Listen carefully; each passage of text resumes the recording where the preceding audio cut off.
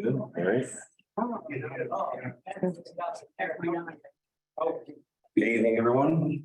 This meeting is being held in accordance with the public laws of 1975, chapter 231, and adequate notice of this meeting has been provided by a notice sent to the Asbury Park Press, Two River Times, and Star Ledger, and posted in the main lobby of the municipal building and on the municipal website. Let's rise for the Pledge of Allegiance. Pledge allegiance to the United States of America, to the republic for which it stands, a nation under God, indivisible, with liberty and justice for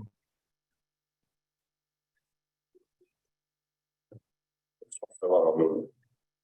Want to take a moment, let's just have a moment of silence for Carl Holmorgan, who passed this week. I'm sure everyone knew him, even as a newer resident. As a newer resident, only been here 7 years, you'd see him with his hats on, bringing joy to the kids and acting as a crossing guard. So if we could just have a moment of silence for Carl.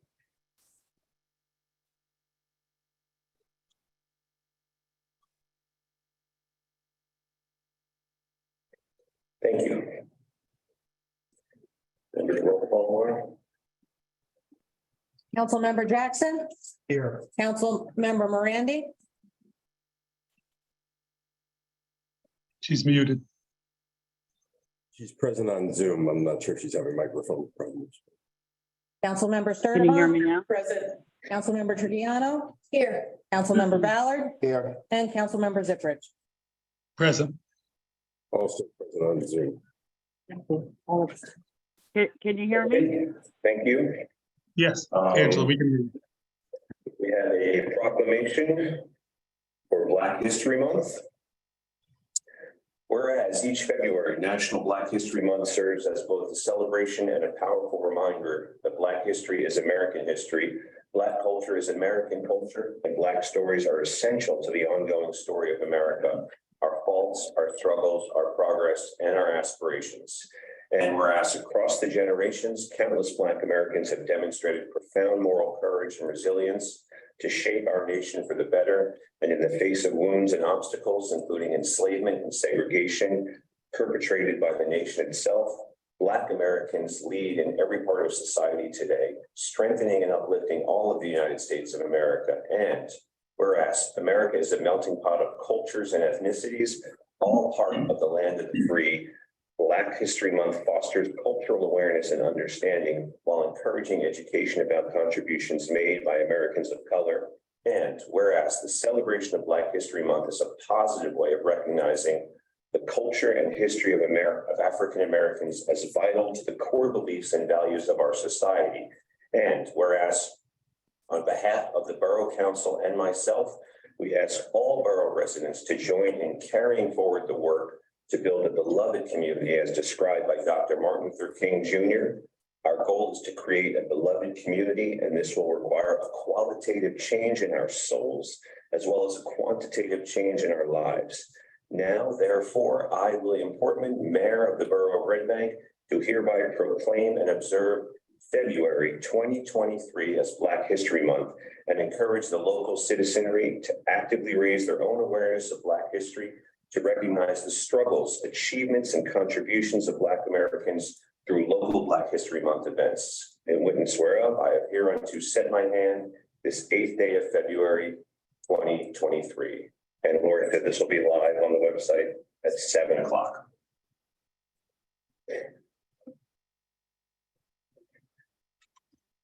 Okay, we're going to go right now to a presentation from Jackie Floor from Ongenuity. There's a lead service line replacement test bid program, and she'll tell you more about it.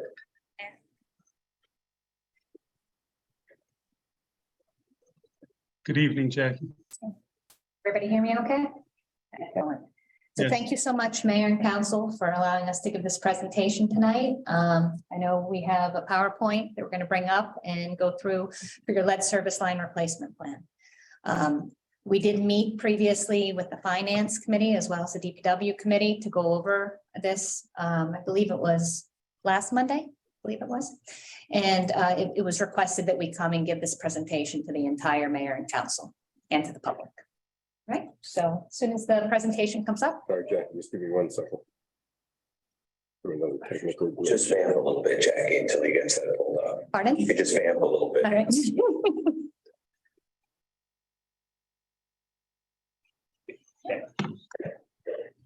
There you go. Okay. All right, so if you go to the next slide. And can everybody see it? Perfect. Tonight, what we want to talk about is first, we wanted to give you an overview of the entire lead service line replacement program and what those milestones were, and the fact that you've met all those milestones to date. So we'll talk about that in a second. Then we wanted to just give you an overview of, for 2023, what you're anticipating doing based on our meetings with the DPW committee as well as the finance committee. And then I want to talk to you a little bit about principal forgiveness through the iBank program so that everybody understands that. And then talk a little bit about what the project schedule would have to be should you go to iBank. So if you go to the next slide and stop me at any time with questions. So the lead service line identification and replacement plan was required by all municipalities in New Jersey to be completed by last July 2022. And the Borough of Red Bank did complete that plan and submit it to DEP on time. You also had to have an inventory that you had to submit. So at that time, in order to create that inventory, what we did was we went through all of your historical records, and we actually created those on GIS. And so the borough's in the process of obtaining an ArcGIS license so that your water department can literally go on an iPad and go to any location, and they'll have access to the drawings, the sketches to show exactly where that lead service line is and be able to identify in real time whether it's copper, lead, galvanized, and have all of that information. So we went through all of your historical records, and we have the best available data in that inventory. But what we found is that there are still a lot of locations based on that past inventory where additional investigations would be required, and those are considered your unknowns. So we'll go into that in a second. Additionally, certified letters were sent to any location where there's known lead, meaning that if we went through those historical records and identified that there was lead, or we met with Bobby Holiday, if his records showed that that was lead, we made sure that certified letters were sent to all of those property owners. We worked with your DPW. The DPW director worked with the different offices in order to make sure that those letters were all sent. So those were all sent on time, and those were completed by this past August. So there are about 366 locations that received those certified letters. So the one thing that's important to note, there's federal lead and copper rules that will be coming into place in October of 2024. The difference between those regulations, they're pretty similar to what New Jersey did, but the difference is going to be that you do need to send at that point certified letters to both unknown and known. So for that reason, a lot of municipalities are electing to try to identify as many unknowns as possible before then, so that you're not sending letters to 2,000 plus individuals, and then they're going to be worried. Do I have lead? Do I not have lead? So it's better to try to identify as quickly as possible where you have lead and where you don't. Is that how many are unidentified right now? 2,000, or was that just a? So if you go to the next slide, I'll tell you exactly how many. So right now you have 2,967 unknown. So a little over 2,000. So if you go back one, the last thing I wanted to note, and this is throughout New Jersey. This isn't just Red Bank. Every municipality in New Jersey submitted that plan. Every municipality had to identify and go through historical records, and every municipality in New Jersey had to notify. You hit all of your deadlines, so you were on time. But every municipality has to then do at least 10% a year of replacements, with the goal of then replacing 100% by 2031. So this July, you'll have to submit an updated inventory showing that you've addressed your 10%. So that's something that I know the chief's working with DPW in order to identify. I know you have some funding in order to identify how you're going to achieve those 37 that need to be replaced through your current capital programs in order to identify your 10% this year. And the 10% for this year would be We're 30. okay with just using the ones that we already know from the historical record. Correct. So it's that 300 something. Right, you don't have to take a percentage of the 2,900. You just have, it's only based on known. So let's say a municipality thought everything was unknown, then I guess technically their 10% would be zero. However, they would be behind the curve because eventually they have to identify all unknowns and then they would be making it up in following years. So at this point, what Red Bank did was go through every record they had and identified what they could. So if you go to the next slide. So your known lead was 366 properties. Your total properties, you have around 4,000 total properties. You had records for 3,691. There's about 600 other properties that we worked with the tax assessor to identify. Some of those properties are linked, like those block and lots are linked to other properties, and we don't believe that they have a separate water service line, but we are going through those final 600 as well. So if you look at the next slide. So what we did after that is we worked with the chief in order to schedule some meetings with DEP through their iBank program. Initially, what we did was we applied for the entire borough to see what the cost of that entire program would be, which was, over the next 10 years, which was upwards of a $7 million program in order to test pit all of those locations. And we made an assumption of how many of those we thought would be lead based on your known lead at this time. We applied just to see what type of funding you could get through the iBank program, which is through DEP, and whether or not you'd be able to get principal forgiveness. So what principal forgiveness is that they'll forgive 50% of the loan. So when we applied, we then scheduled a pre-app meeting with DEP and the iBank program. And at that meeting, they explained that the entire borough as a whole didn't meet their affordability criteria. They have a criteria that you have to meet affordability in order to qualify for principal forgiveness in this fiscal year. So for fiscal year 2023, which their fiscal year for the state runs until the end of June, July 1st starts a new fiscal year. So for this year, there's an affordability criteria that the borough as a whole didn't meet.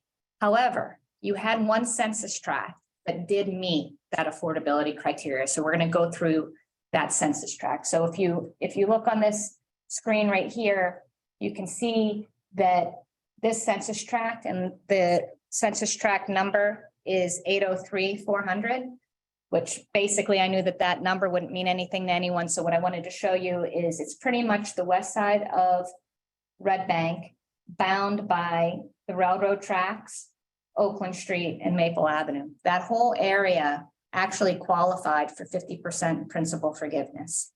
So if you go to the next slide. I'm sorry, Jackie, could you back up? Just repeat that. What section of Red Bank actually qualifies for the principal forgiveness? So it would be the entire census tract. If you go back right here, you can see the entire area in blue. So everything west of the tracks, but also Oakland Street and Maple Avenue, that entire area would qualify for principal forgiveness.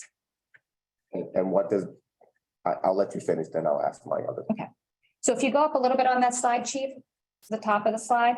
So in this tract, which is 803-400, there were 125 known lead services within that census tract. And there were approximately 1,000 unknown. So we put together a program and we spoke to the DEP about that program, that if we were the test pit those 1,000 locations and replace those 125 lead services, would that qualify for principal forgiveness? And it would. They actually thought it would rate very high and they would expect for it to be funded. Okay. The one challenge would be that in order to meet this fiscal year, they needed it to be advertised and awarded before the end of the state fiscal year, which would be by June. You'd have to have the contract awarded. So they said if you could get the application in, which the first step in the application is called a letter of intent, which includes an environmental report. If you could get that in by the first week of February, that they felt that they would have enough time to review the application and authorize the borough, to go out to bid and ultimately have it be within this fiscal year. And we're in the second weekend. We already, Ingenuity was authorized by the DPW committee and the finance committee at that meeting to make sure we hit that deadline. So we hit that deadline. It was due by February 6th and we got it in by February 6th. So at this point, in the view of iBank, you are up to date and they're currently reviewing the report. And then the next thing would be to upload the plans and specification, which that we haven't been authorized to do yet. Thank you. I want to talk a little bit about this census tract, just so you understand the need and why even though the entire borough didn't qualify for the principal forgiveness, why it's still in terms of your overall lead service line replacement plan, that this census tract was actually always what you intended to do first based on the plan. And the reason for that was that one, this census tract, one of the criteria for affordability this year was that at least 35% of the households were at least had a median household income of 68,196 or less. And in this tract, it was 47.6% of the tract had that income level. Additionally, if you go to the next slide, there were a lot of other vulnerability factors that we identified in terms of lead. And if you look at each of these maps, these were maps that were in your lead service line replacement. You can see that the brightest area that had the most vulnerability was this census tract.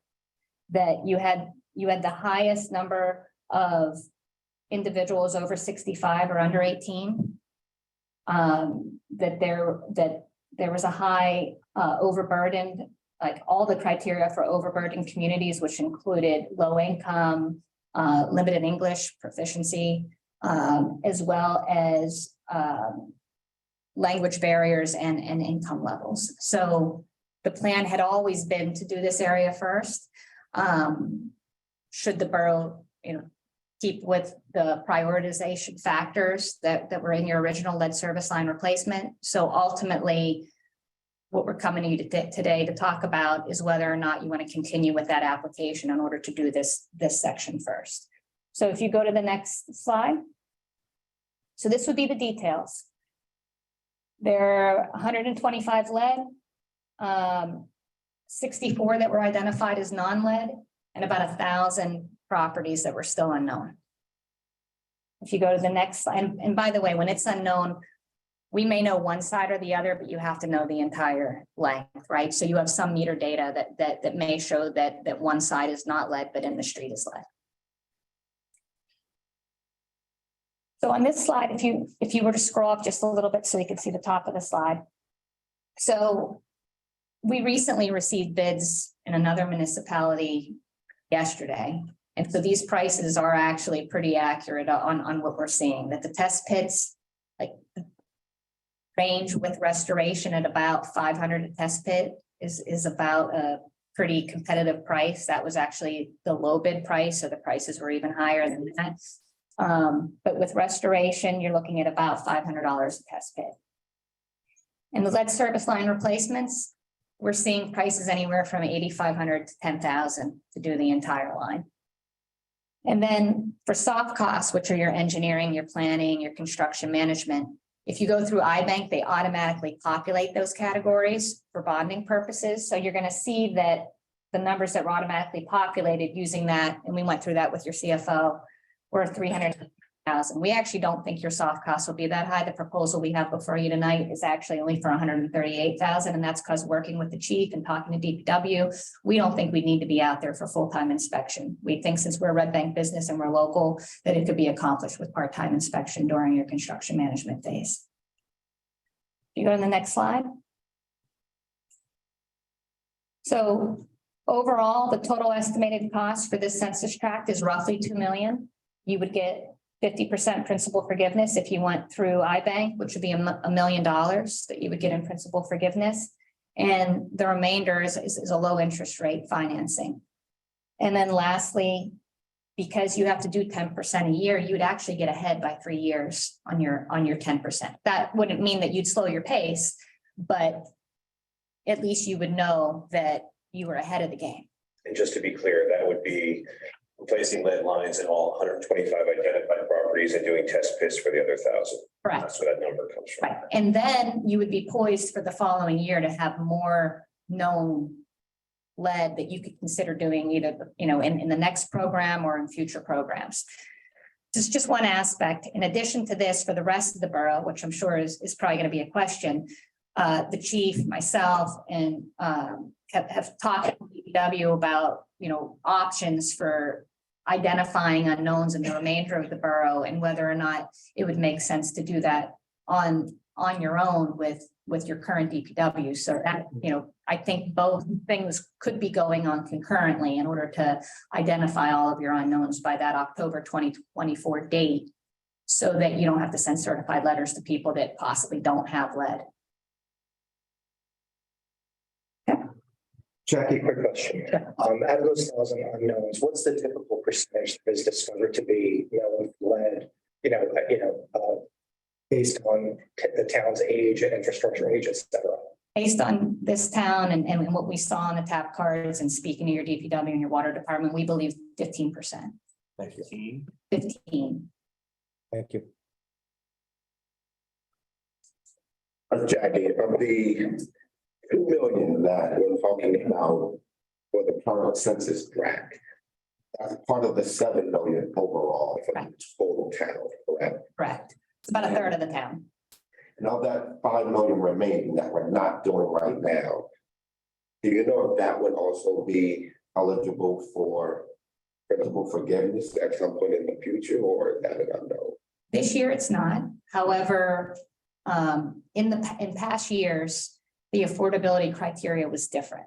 In past years, it wasn't the same criteria where it was the 80% of the median household or a certain percentage. Those change year to year. I know this year it was more stringent than other years, and ultimately resulted in many municipalities having to either isolate certain areas or a lot of the funding going to certain municipalities that met that criteria overall, like Patterson, Trenton, all met that criteria overall. But in the future, the criteria could be in a case where the borough did qualify. It's hard to say. Right, but right now, based on the income levels that you quoted before, the other section of Red Bank would not be. Not this year, not in fiscal year 2023. Not this year, but it could change in the future. It's possible. Right, thank you. So any questions for Jackie? No. Exactly what are you asking of the council tonight to do? So moving forward. So we do have a proposal for council for your consideration. If you did want to authorize the design and construction management in order to continue with the plans and specifications, put that project out to bid so that we could upload it to the iBank site and keep it moving in a pretty expedited fashion in order to try to accomplish this to be awarded in fiscal year 2023. As well as the bond ordinance that was that need for it at the same time. Yeah, I think that bond ordinance was, so we had the CFO in the meeting with iBank. He attended both meetings with iBank as well as the DPW committee and the finance committee meeting.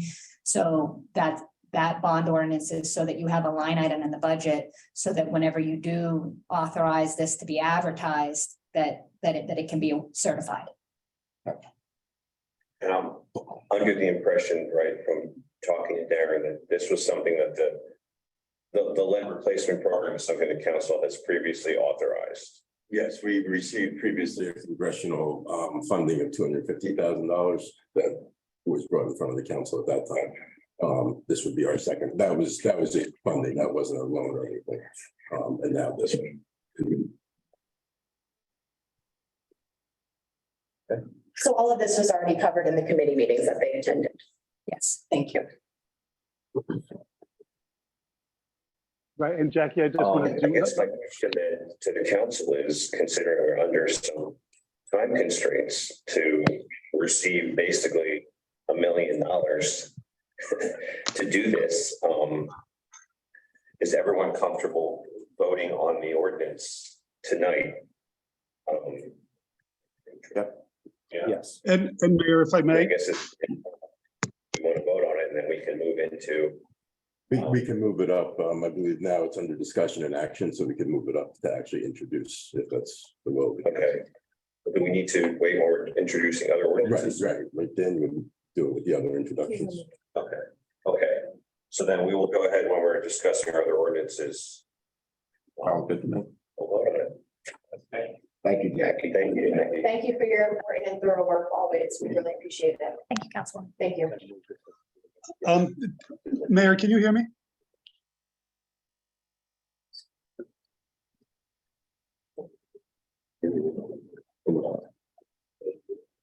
I can hear you, Ed. I don't know if they can hear us.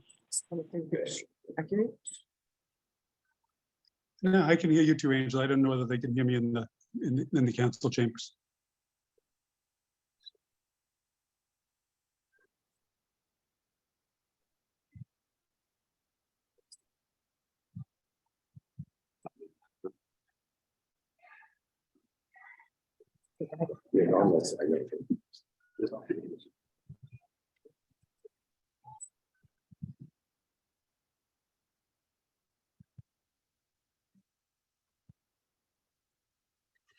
Okay, next up, we have public comments on agenda items. We have a lot of folks here, so before we start on this, I'm going to ask that if you're here to discuss the short-term rental ordinance, you save that discussion for when we bring up the ordinance, because there's also a space there for public comment before it's voted on. I'm also going to ask everyone to keep their comments now. We haven't, it's not always enforced, but we're going to ask you to keep your comments to 5 minutes. And I'm going to ask Laura to track time. So if you want to talk about agenda items other than the short-term rental ordinance, now is the time to do that. Otherwise, as we get to that, we'll be discussing the short-term rental ordinance shortly. So does anyone else have a comment? Yes, Barbara.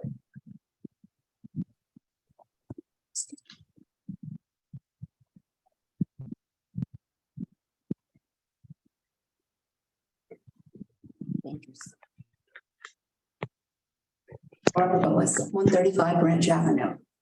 I am speaking as a resident and not a member of the planning board. I was reading the ordinance today for the cannabis location and the cannabis. I have a map here. Excuse me. I have the map in front of me, and I am missing 6 public schools on this map. There are public, 4, excuse me. 4 public schools and 1 private school that are not on this map. I was wondering why they were left off. And if I could tell you where they are, I would like them to be put on the map before we move ahead. Yeah.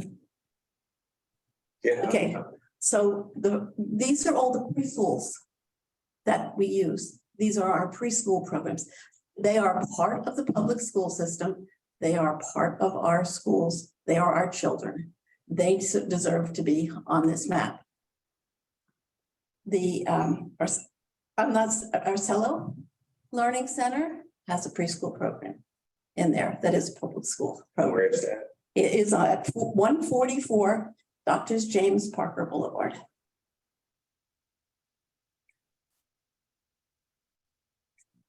Okay. Not to cut Barbara short, but I can give you a short explanation on why they're probably not on there. And then, whether they get added or not is a different topic. But so when we did this map originally, back when the cannabis ordinance was originally passed, we included drug-free school zones from the federal guidelines of drug-free school zones. Whether they apply or not to cannabis businesses is another issue. But under those guidelines, preschools do not count. They're not part of the statute. It has to be grade school. So that's why they weren't included. They're not included in state drug-free school zones. They're not included in federal drug-free school zones. It doesn't prohibit us from including it in an ordinance, but they're not included there. Yeah, I would think that our children, no matter whether they're 3 or 17, should be considered in these zones. The other one is First Baptist Church at 84 Maple Avenue, United Methodist Church at 247 Broad Street, and the Monmouth Daycare Center at 9 Doctors Parker Boulevard. I understand that these are areas that need to be added to this, because the safety of the children. I'm not looking to say that everybody who's going to be involved in the cannabis business is dangerous. That's not why I'm here, but if some of the children are included, all of the children should be included. There also is, of course, Tower Hill private school, which is now a K-4 school. Used to be just a preschool. No, it's a pre-K-4 school at the Presbyterian Church on Tower Hill. So that would be something else that I would think should be, although it's in a residential area, but it still should be included as a school for posterity's reasons. Two other things that I'm concerned about. There are 2 other areas in this town where great numbers of children are housed at various times. And that is the YMCA and the Boys and Girls Club. They're also not included in these non-cannabis sites. I think that should be looked into also. At one discussion, and I don't know whether it was here or the planning board, Riverside Gardens was added to this list, and I don't see it on as a green park area. I have 1 minute, thank you. I'll talk faster. And the public library, another haven for our children. A lot of them come there after school because that's the safest place for them to be. If you would consider adding these spots to the school and park areas, I would appreciate it. And I think the mothers and fathers of the children who go to those schools would also appreciate it. Thank you. Thank you, Robert. I'm not in the front of the midnight side, getting the red light. All right, does anyone else have Sue? Suzanne Viscomi, 25 Cedar Street. I'm not speaking on behalf of the Library Board School Board. Chief, it was very interesting what you just said, that the preschools are not part of the school zone per se, because at the zoning meeting, when they overrode Missy Banks' original denial of a growing of on the west side, they said, well, you already have pot approved within 1,000 feet of a school zone using what Ms. Boas just mentioned, the school on Dr. James. So I really wish that the zoning board had that knowledge. I think they were, in my opinion, I'm not speaking for the zoning board, but I think they were kind of shocked when the lawyer who was trying to override the Ms. Banks' interpretation, that they were kind of shocked that the school that we already had a cannabis already approved in the school zone. So I think there's kind of a lot of because this is new, I think there's so much information and knowledge that there's not a lot of communication amongst the boards and everybody know what is truly able to be done and legal. Like a lot of people were shocked to know that cannabis was not part of the overall drug-free school zone. And then when the lawyer said, no, they took it off on the state and the federal level, everybody understood that. So I think, and talking to parents and people in town, they're all like, no, it's part of the school zone. We're all used to the old, drug-free school zone. So I think if you guys can kind of put all this information together and educate all the other boards, which is really a law, which isn't, or even these little weird snippets of information. I mean, I only know this because I attend most of those meetings and by putting all the information together. But again, I think it's disingenuous for that lawyer to use that preschool as saying we do have cannabis within 1,000 feet. And now, thanks to the chief here, we're saying, well, it's really not part of that criteria. So there's a lot of misunderstood knowledge out there and it's sad to say because they did overturn Ms. Ebank's decision. Thank you. Anyone else have a public comment about agenda items other than short-term rentals?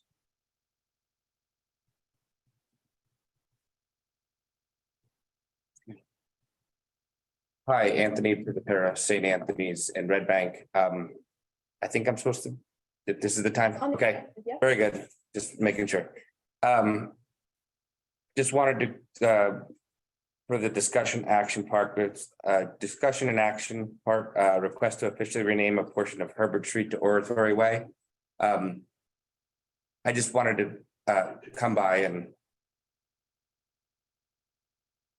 just see if there was any concerns or any questions about what we were asking to do. I think originally, as I understand it, we had a resolution, but to actually rename it and change the post office address and things, we need an ordinance. So. Correct, that's correct. And I think we were working with Cliff and Chief McConnell to address everything. So I didn't know if anybody had any questions or concerns. Mayor, if I may. Yeah. I did a vote, like. Sorry, I was, yeah. Okay, no Okay. worries. So the same way that there's other, for lack of a better term, symbolic signage, commemorative, correct, that goes over a street sign. So for an example, you know, Locust Avenue is still Locust Avenue, but you would see another sign over it, I believe it's Justice O'Hearn. That, you know, it still remains Locust Avenue when you have your mailing hours and everything. So essentially, this is a higher request to physically change the name of the street to Oratory Way through the postal service and things of that nature, and taking it to that higher level is essentially the request that's coming in. Thank you, Councilwoman, council member, actually. I can still go by Councilwoman, it's fine. But I thought, well, then, given that, I would think that it would have been all on the agenda for introduction, since we already, the council has already agreed to it. And now we have to wait till the next meeting for the introduction. Not that it's a big deal. I mean, the street's not gonna go anywhere, but. It looks like it's all on track. The wheels of government turns. Okay, yeah, I just wanted to, you know, I was told it would be there, so. All right. Wait till the next. Say hi. I'll be here too. Don't worry. Thank you, guys. Thank you. Good to see you. Good to see you too. Thank you very much for your time.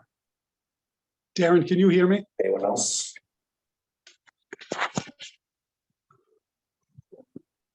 Darren, can you hear me? He's working on it, and Favor? I don't think he can hear us.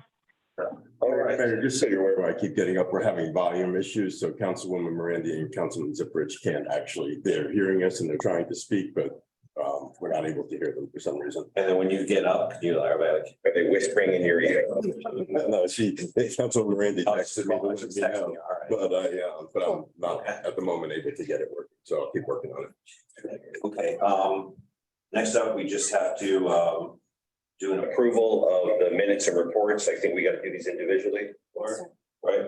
So first up, approval of the minutes for September 28th, 2022 regular meeting. Can I get a motion? So moved. Second, Second. all in favor? Are they able to Aye. vote currently? Attorney, should we pause the meeting or what should we do if they can't be voting currently? I mean, the resolution passes with 3 votes, 4 votes. Okay, yeah, I just had concerns for the court, just trying to record. I guess they're listed, we'll list them as abstentions for right now. You want to wait for a text if you're okay with that? I got our IT guy on the phone with me trying to fix it now. I wonder if anybody else can hear us, Ed, or is it just? Okay, right, that's a good point. Well, then we might I have don't know, Angela. It's an just issue, kind of right? weird that Because we can hear each other, but they can't hear us. John has to That's abstain, what right? that's what I told them. So we have, and so three, we're okay? Okay, we can still vote with three. Okay. Trying to keep this moving so we can get to the other stuff. Next up is the approval of the minutes from the October 12th, 2022 workshop meeting. Can I have a motion? So moved. Second, Second. all in favor? Aye. Next up is the October 12th, 2022 regular meeting. Can I have a motion? So moved. Second? All in favor? Aye. Okay. Department reports, are we going through those or we just need them approved? Approving the department reports. Can I have a motion? So moved. I have a second. Yeah. All in favor? Aye. Right? Aye. Moving along to the ordinances. First up is 2023-03 ordinance to exceed the calendar year 2023 municipal budget appropriation limits and to establish a cap bank. I have a motion to approve the introduction, approve on introduction. I move the introduction. I have a second. Second, Second. All right, do a roll call. Councilmember Jackson, yes. Councilmember Morandi. Councilmember Sturdivant, Yes. Councilmember Trigiano, Yes. Councilmember Ballard, Yes. and Councilmember Ziprich. Yes. So nothing. Do the hand thing? They raised their hand. That's it. How they raise their hand like a. Yeah, right. Indicate. Yeah, can they turn it? I don't know that we can, Darren would be able to see that. I'm sorry. Can the other two council members that are not present, can they just raise their hands? I believe they can hear us, so we could just ask them to raise their hand if they're voting in favor, I guess. Is that fair? Yeah, to turn their cameras, obviously. They can raise their electronic hand. All right, you can see it raising. Yes. Can they turn their cameras on? Cameras on, they could give thumbs up, thumbs down. Look at that, huh? It's a team effort. Good job, Red Bank. Now, Nothing will stop us. All right, Okay, they both. so that's gonna, a public hearing on that ordinance will be February 22nd. Next up is 2023-04, amending and supplementing. Police department. Should get sense of it. Chapter 118, sir. Chapter 118, police department fees, issuance of firearms permits. Motion to approve on introduction. So moved. Second, second, have a roll call. Councilmember Jackson, yes. Councilmember Morandi, Councilmember Sturdivant, Yes. Councilmember Trigiano, Not like being here in the flesh. Yes. Councilmember Ballard, Yes. and Councilmember Ziprich. It works. Yes. Yes, okay. If you can- Was he there? Okay, all right. Public hearing for this will be on February 22nd. Do we have a number for this one? Are we going to be? That's for the early voting, so that Right. needed to come up during session, if council so chooses to, Okay, so we'll have a discussion first and then we can. and that will be 05, and the other one will be 06. Okay. So we will, that holds for now. Okay, brings us to our public hearing adoption for 2023-02. Ordinance of the Borough of Red Bank, County of Monmouth, New Jersey, creating a new chapter entitled Short-Term Rentals. Mayor, Oh, yeah, actually, you know what? I'm sorry. Give me 1 second. That's right. Thank you, attorney. We want to bring up that bond ordinance that we saw Jackie's presentation on. Yes. So, and that one is, what'd you say was 06? Okay, so ordinance 2023-06, bond ordinance providing for the lead service line replacement project by and in the Borough of Red Bank, the County of Monmouth, State of New Jersey, appropriating $2.4 million therefore, and authorizing issuance of 2.4 million bonds or notes to finance the cost thereof.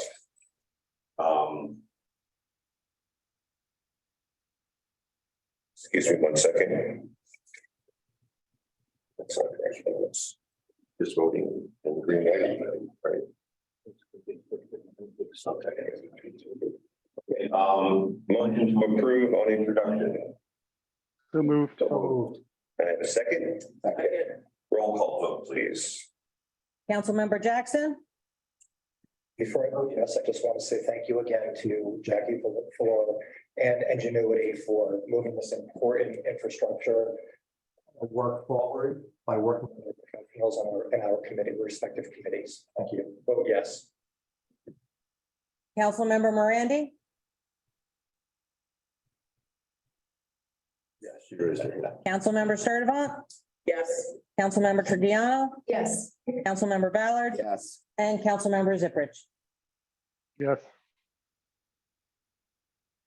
Passes on introduction. Okay, public hearing on this will also be February 22nd. Now we are moving to the public hearing adoption of 2023-02. Mayor, if you don't mind, I'd like to indulge the council in the feedback. I apologize. I'd like to ask the council if they would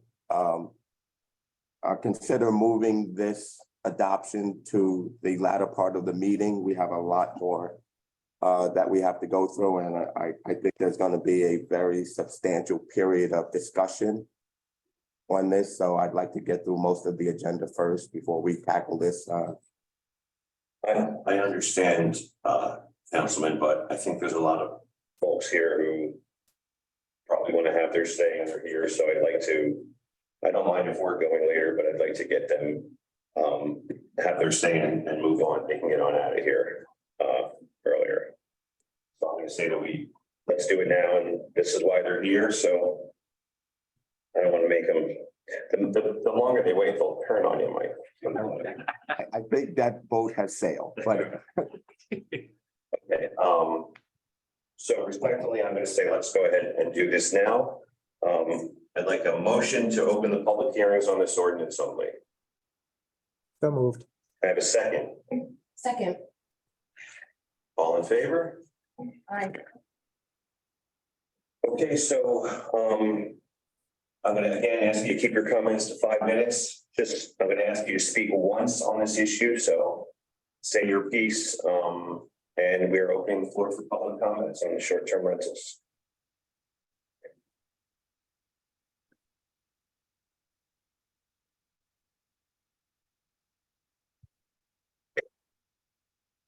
Good evening. My name is Michael Geegan. I have been a 20-year resident at 156 West Front Street in Red Bank.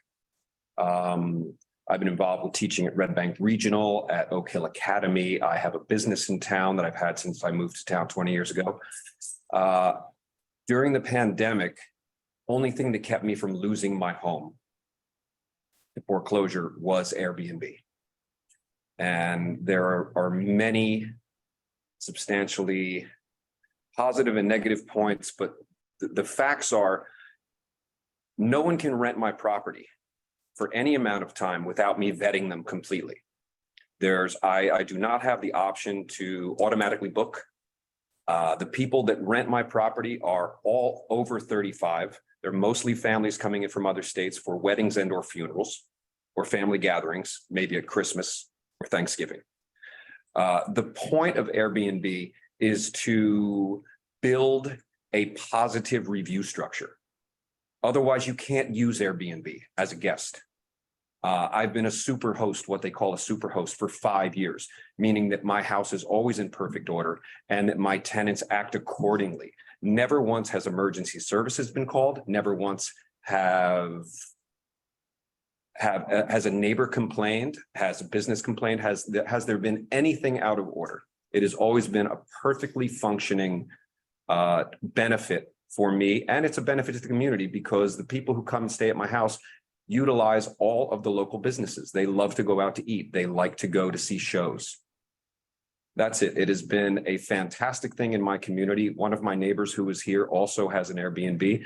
And we ping pong between each other. If one of us doesn't have the room or something else, we communicate. There's a web of people that help each other. So that's where I stand on this, and it would be a tragedy for us to lose this opportunity to give people coming into town a chance to catch up with their families, their friends, for weddings, for other things. There's never been one negative instance that I have experienced in almost 6 years. So thank you. Okay, thank you.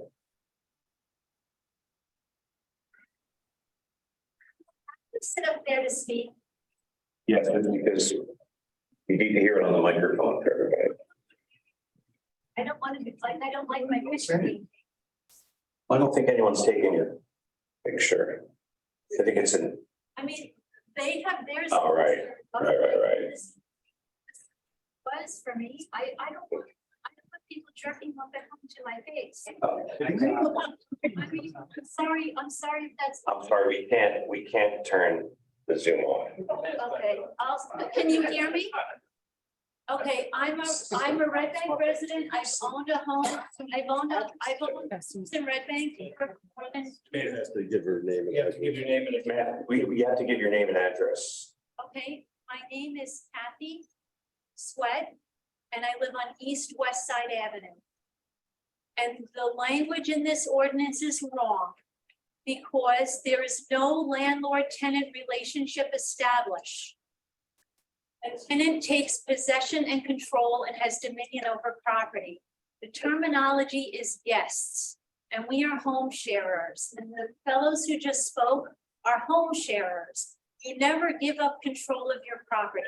Number one, everyone who has come to stay at my house is either an artist at the Two River Theater, a traveling nurse, someone who moved away and wanted to come home and visit friends and family, and a very few number of international tourists who wanted to stay in a typically American household. Okay. No one has the status of a renter. No one is a tenant. If you break the rules, the site will terminate your guest stay. And the gentleman who spoke earlier said he never had an experience with somebody breaking the rules. I did. And Red Bank Police called me on the phone and told me I needed to come home now. I was an hour away. On my way home, being safe and using my speaker, I was able to talk to the website that the guest had coordinated through. I told them about the rule-breaking activity. They told them that they would tell the guest that their stay was terminated. When I got back to Red Bank, I went to the police station so that I could show the gentleman at the window the communication that I had with the site that their stay was terminated. They told me to go to my house and wait in my car. The officer spoke to the guest and said, it's our understanding that you're not allowed to stay here anymore because you broke the rules, and they had to leave. I've read online and in different publications that cover these meetings about people who complained about their neighbors, but they never did the right thing. They never contacted the homeowners. The homeowner said, we didn't know there was a trouble at our house because nobody ever reached out to them. If the homeowner is contacted, they can call the site and then the person's stay is terminated. The highest legal status they can possibly have is licensee. They're not tenants, they're not renters. I studied legislative drafting with the former president of the New Jersey Senate, and you have to be accurate in your language. This ordinance doesn't even use accurate language. At best, the people are licensees. The websites, because they want to do a good job with home sharing, they offer a service that you can install a decibel monitor. And if the people's activities exceed the whatever comfort zone that the standard is, the site will be alerted and the guests will be notified. If you don't lower your volume, you need to leave.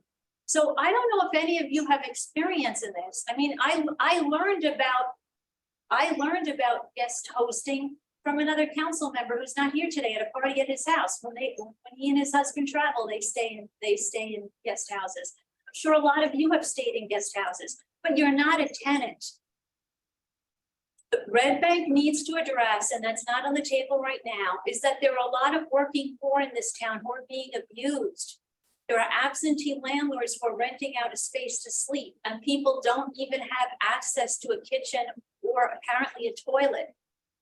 Councilwoman who's not here stood on my front porch and looked and saw where people are pouring bottles of urine out of the window because they can't use the toilet. She said she would be right on it. I never heard about her.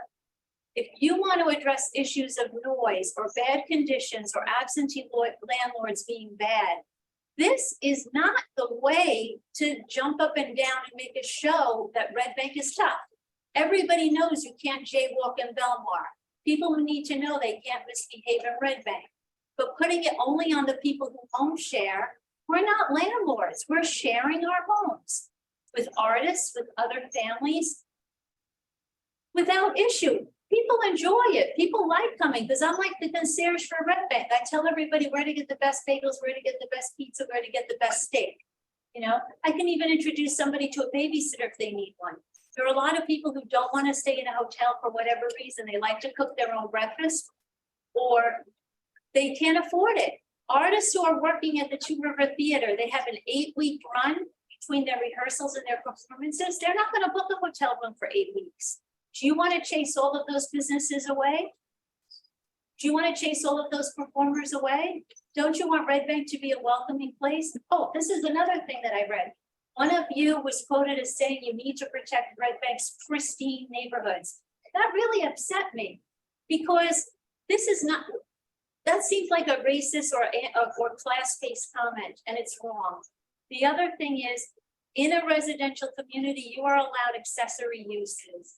Some people are plumbers, some people are hat makers, some people are accountants. The state of New Jersey has already recognized this as a valid accessory use by regulating it at the state level and taxing it. Red Bank is wrong to try and abolish home sharing within our community. It's good for the community. When all of it, if you don't want houses to be absentee owned, when all of us lose our houses in foreclosure, you're going to be sorry when absentee owners pick them all up for pennies on the dollar. Thank you very much. Your time is up, but I appreciate your comments.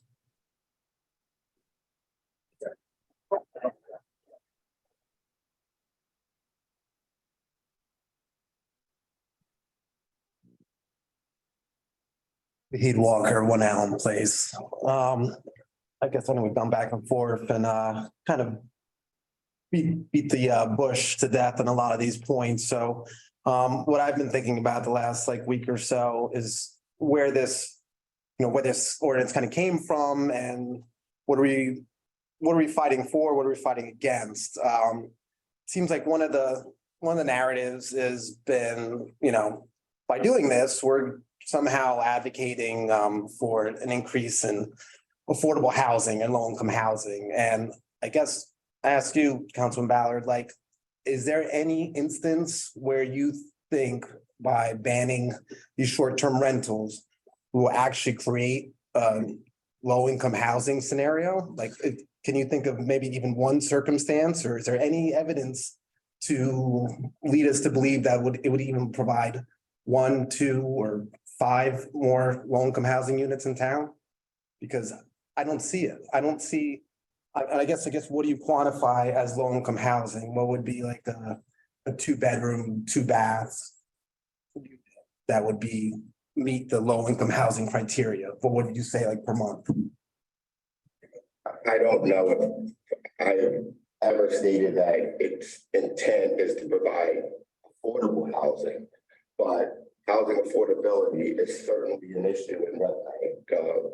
The master plan spoke about that at length, and several members of the public have talked about the availability. I apologize for the feedback. I don't know where it's coming from. That's mine.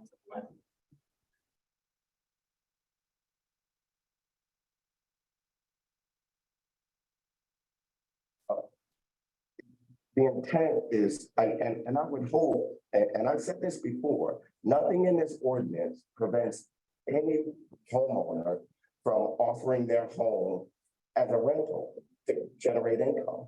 It just has to be on a longer term basis, and that could be as little as 30 days. But that's not, And I'll get to that, but I don't want to take up all of the residents' time in speaking, but I will speak to that.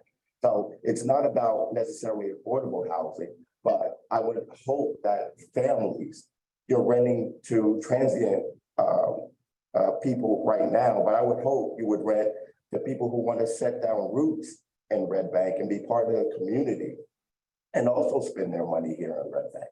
but it's about, I mean, it's about simple figures, like it's, I'm sure we could quantify this. I mean, when this ordinance came onto the table initially, like, and this short-term rentals became the boogeyman, it was, why is housing so expensive? Which I don't know if that's like something residents are scared of, their price of their house being high.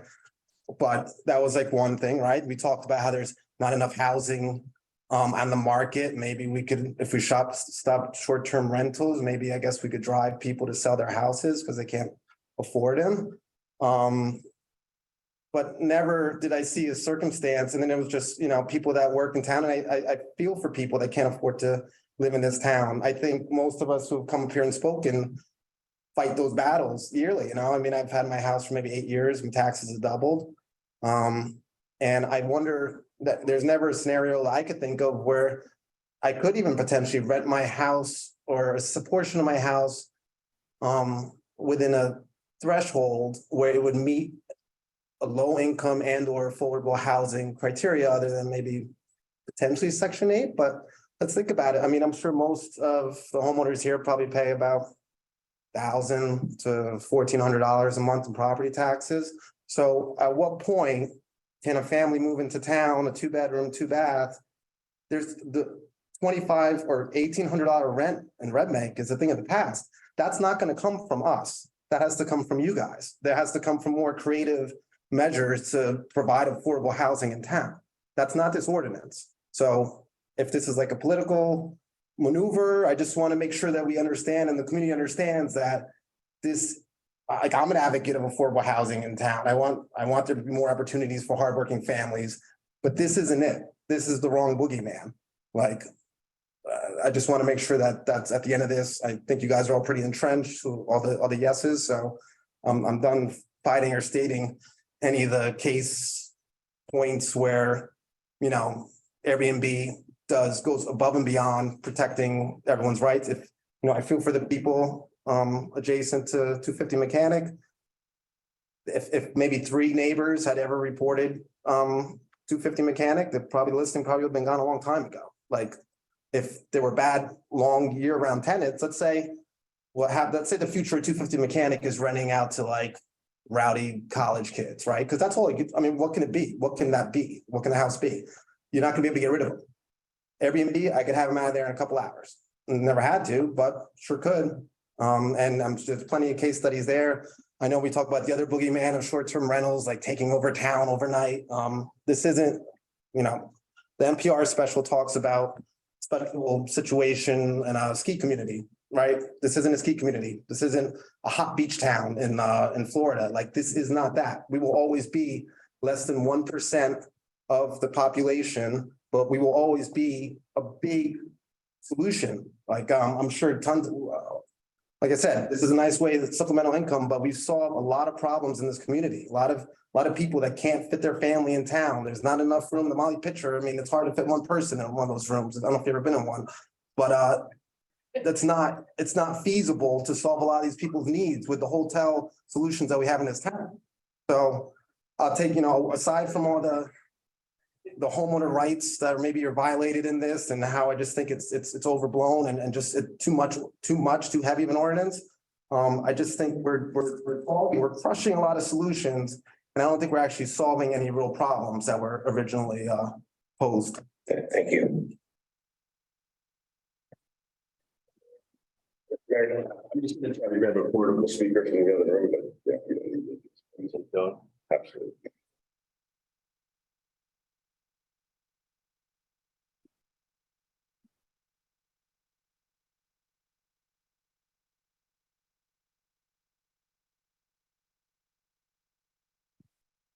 Hello, Mary Beth Lockham, 53 Wallace Street. So I'll be sure, you all know how I feel about this issue. I think everyone is in agreement that regulation is required and necessary. How this proposal is written so badly. And we as taxpayers hold the majority of this council responsible for when we get sued. And, you know, you were asked to rewrite this responsibly. Like, attorney, did you read this and do you think it's actually going to hold up in court? It is so discriminatory. It's against the laws of the state. That's all. 1 second. Yes, first of all, as lawyers, we don't guarantee results, but I believe the ordinance as drafted would does comply with the law, I should say.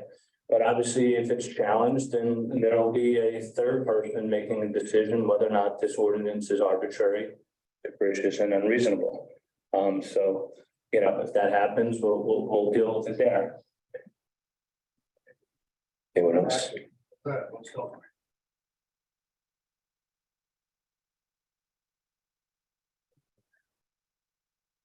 Good evening, members of the council. My name is Bruce Shapiro, New Jersey Realtors at 10 Hamilton Avenue in Trenton. Thank you for hearing us tonight. I'm here to raise concerns with this ordinance 2023-02. We previously did send correspondence and to the mayor and the council. As I said, we have concerns with this ordinance, which gives only certain homeowners in Red Bank more rights than others to use their property for the purpose of short-term rentals. We do not agree with only allowing certain property owners to engage in short-term rentals based on what street or even what section of a street a home is located on. Should this ordinance be adopted, the Borough of Red Bank is essentially giving certain homeowners the right to use their property as a short-term rental to make extra income that could be used to help them offset their property taxes or pay for their mortgages. You heard some of the people before me say, but not others. More importantly, the ordinance only gives certain Red Bank residents the protections that are contained within it. As we indicated in our comments, and we provided a copy of an ordinance from another town, and there have been others across the state, we believe that a better alternative is to permit short-term rentals across the entire town, but regulate them. So should there be an issue where there's one or two or X number of properties where there are numerous substantiated issues that the police are called to, substantiated complaints, whether they're noise, quality of life, parking, whatever they may be, you could revoke that one property's ability to be a short-term rental rather than punishing all the responsible homeowners of Red Bank. And we also would say that some of the people who are coming to Red Bank, and you've heard them to do a short-term rental, whether they're people coming to the theaters in town, staying for a weekend for a wedding, if they're visiting someone who's staying in the hospital up the street, they're not likely causing problems at those properties. They're here for a short period of time and they're leaving, and they're also spending money in the town, whether they're at the theaters, the restaurants, the stores that you have here. We also have several other concerns with this ordinance as they introduced. For example, the number of complaints that could trigger a property that is allowed to be rented under the ordinance to have their ability revoked. We believe that it should be based on more than one substantiated complaint of the property. A lot of towns do it as 2 or 3. And that's something we would ask the council to consider when you're voting on this. And lastly, we'd also like to point out that there are obviously, as you heard, economic benefits associated with short-term rentals to a town such as Red Bank, beyond simply assisting your residents in helping to pay their bills, their taxes, their mortgages. The people who are coming here, like I said, are spending money in town. They're not just coming in and staying in their house for the weekend. They're likely coming here and going to your stores, your restaurants, your theaters, and so on. And that economic benefit would be in addition to any tax benefits that are paid, whether by those businesses in town or should the town adopt a short-term rental tax, which is permitted by the state of New Jersey. So having said that, we would ask that the council either vote down this ordinance or table it for further discussion, given the concerns that we have for the property rights of all the homeowners in town, whether they be land homeowners, short-term renters, or residents of the town. If there are any questions, I'm happy to answer them or yield the floor to whoever will come up after me. Really quick, Mr. Shapiro. Yes, sir. Could you give us your address again? Oh, sure, 10 Hamilton Avenue in Trenton. Thank you. That's the association headquarters for the Realtors. I'm sorry. That's the association headquarters for the Realtors in New Jersey. Okay, thank you. Thank you. Thank you.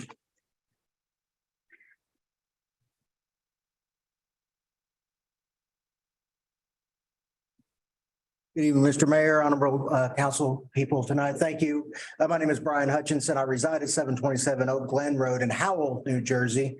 However, I'm the chief executive officer of the Monmouth Ocean Regional Realtors and the Monmouth Ocean Regional MLS. I represent roughly 16,000 real estate agents who practice real estate and who represent property owners here in Red Bank, New Jersey. I love what I think her name is Barbara said when she said we should treat all children the same, right? Whether they're in preschool or whether they're in grade school. We should. All people matter. We happen to believe that all property owners matter as well. And the right to enjoy peaceably somebody's property and to fully utilize the property underneath the constraints that are allowed to them by federal law is critically important. Historically, I don't want to take a long lesson, but I know that historically, if you look back at the history of housing in our country, by and large, we got it wrong. Going back to the 1800s, late 1800s, government, along with practitioners of real estate, like the people that I represent, we made mistakes, huge mistakes. In fact, we created laws that essentially set out boundaries and districts that told people what they could do with their house and what they couldn't do with their house, how they could get a mortgage and how they couldn't get a mortgage. And those were based on things that really are shameful, based on people's ethnicity, on their race, on their poverty, or their socioeconomic status. In 1968, the Federal Fair Housing Act was adopted by the United States government and has been the law of the land since then. And that Federal Fair Housing Act, in part, was intended to get away from exactly what this ordinance does, which is create districts that regulate the utilization of housing and instead look at housing as a whole to guarantee that when an individual person or a family purchased a home, that they'd have the free enjoyment of that home and they would be treated equally throughout the community that they purchased that home in. In other words, we don't redline people for where their houses are at. Whether they're on the beach or they're in downtown, they should be able to equally access their home, no matter who they are, where they come from, or what their socioeconomic status is. And this ordinance does the opposite of that. It says, based on where your property may be, will determine whether or not you can utilize your home to the fullest advantage. And as some residents have already spoken, and I can attest to time and time and time and time and time again, all through Monmouth and Ocean County, people who have owned their homes in the last few years have depended on the ability to be able to use it for short-term rental. The federal government allows them to do it for 14 nights a year and pay no taxes on it whatsoever. It's guaranteed in the Department of Treasury's Internal Revenue Code for taxation. Short-term rentals in many cases provide people the opportunity to pay their property tax, to pay their insurance, to provide for the upkeep on their houses to keep them from becoming slums and falling apart. And I will also tell you from my position, sadly, across this nation, I have seen a very wide disparity between properties that are full-time rentals and are treated as full-time rentals, where it is deemed to make the maximum return on investment versus what people doing short-term rentals do. Those people who have tend to have full-time rentals take less care of their home, spend more money on the upkeep, and are not as concerned, generally speaking, about the safety and security of the property. Those people who depend on turning their properties over every 2 or 3 days for short periods of time for rental tend to do exactly the opposite. They keep their properties up. They make sure that they're clean. They make sure that the smoke detectors work, that the fire extinguishers are in there, because that's what they need to get the recommendations on the various sites, not just Airbnb or VRBO or any of the other number of sites to generate people to come in and use them. So on behalf of our members and the residents that they represent, we would respectfully ask that this council would do one of two things. Either vote this ordinance down or table this ordinance for reconsideration. Of course, our offices and our attorneys are more than happy to help assist in drafting ordinances that adequately and properly represent the rights of all property owners. Thank you, Mr. Mayor and council people of the town of Red Bank. Thank you. Before you go, Yes, Mr. can I Mayor. get your name again? My name is Brian Hutchinson, spelled with a Y, drawn from a hat, sorry. Last name is Hutchinson. And you mentioned that federal government allows for up to 14 days a year and not having to claim that as taxable income. That's absolutely correct. On your primary resident under the Department of Treasury's Internal Revenue Code, you have 14 days a year that an individual could rent out their private residence without having to declare it as income to the government. It's tax-free income that people can use. You could use it, I can use it. Anybody who owns a property has the ability to use that. Has to be a primary residence, I believe. I'm not a tax attorney. I believe it has to be a primary residence, not a secondary residence, but that's absolutely correct. And one other question, how do you determine a primary resident? Primary residence, every individual has a primary residence. The most common way of determining that or stating the primary residence is the assertion of a driver's license or some form of government ID. Every year on your tax forms, again, I'm not a tax attorney, but you also have to declare what your private residence is or your permanent residence is as differentiated from your mailing address. Thank you. Welcome. Appreciate it. Thank you, Mr. Mayor. Thank you. Mayor, appreciate the excuse for a moment. Yes. Thank you. Who's up next? Anyone? No? Oh.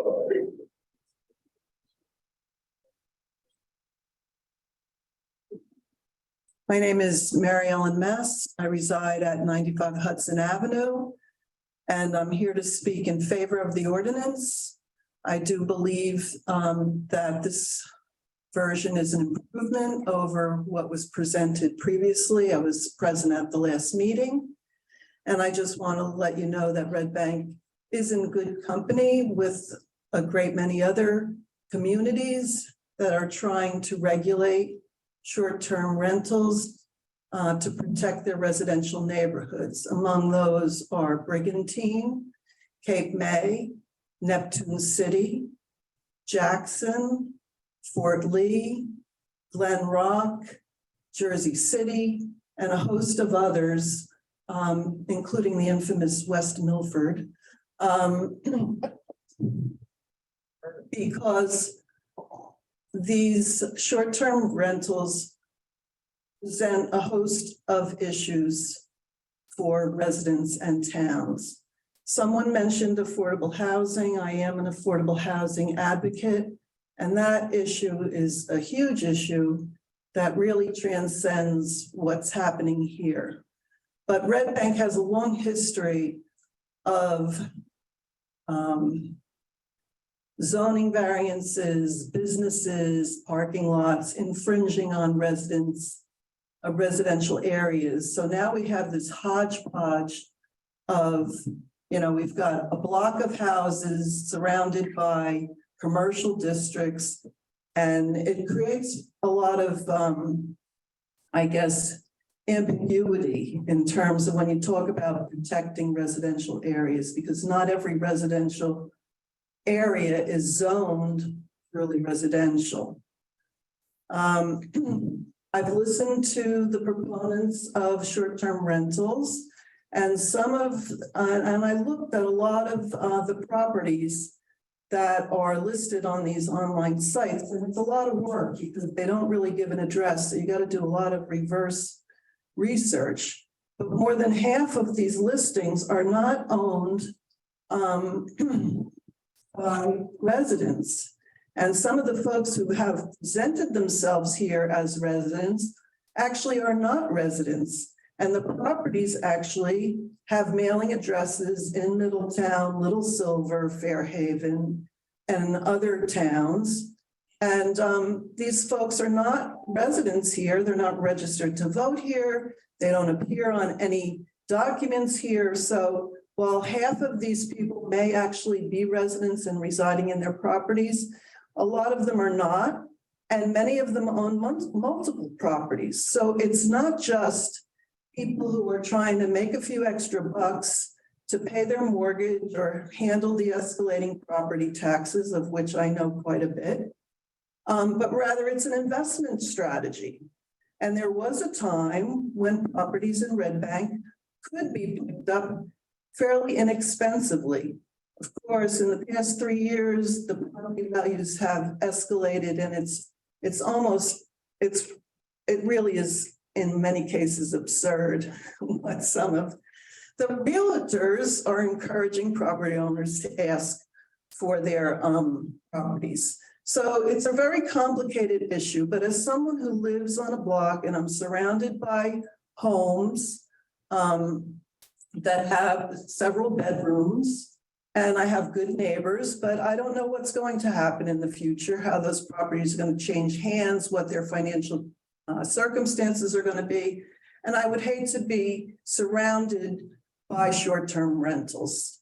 And they're all over town. There's one on South Street, there's one on William Street, there's one on West Side, there's one on Sunset, there's one on Bridge, there's one on Shrewsbury Avenue, in addition to some of the others that folks have mentioned as they've given their addresses here.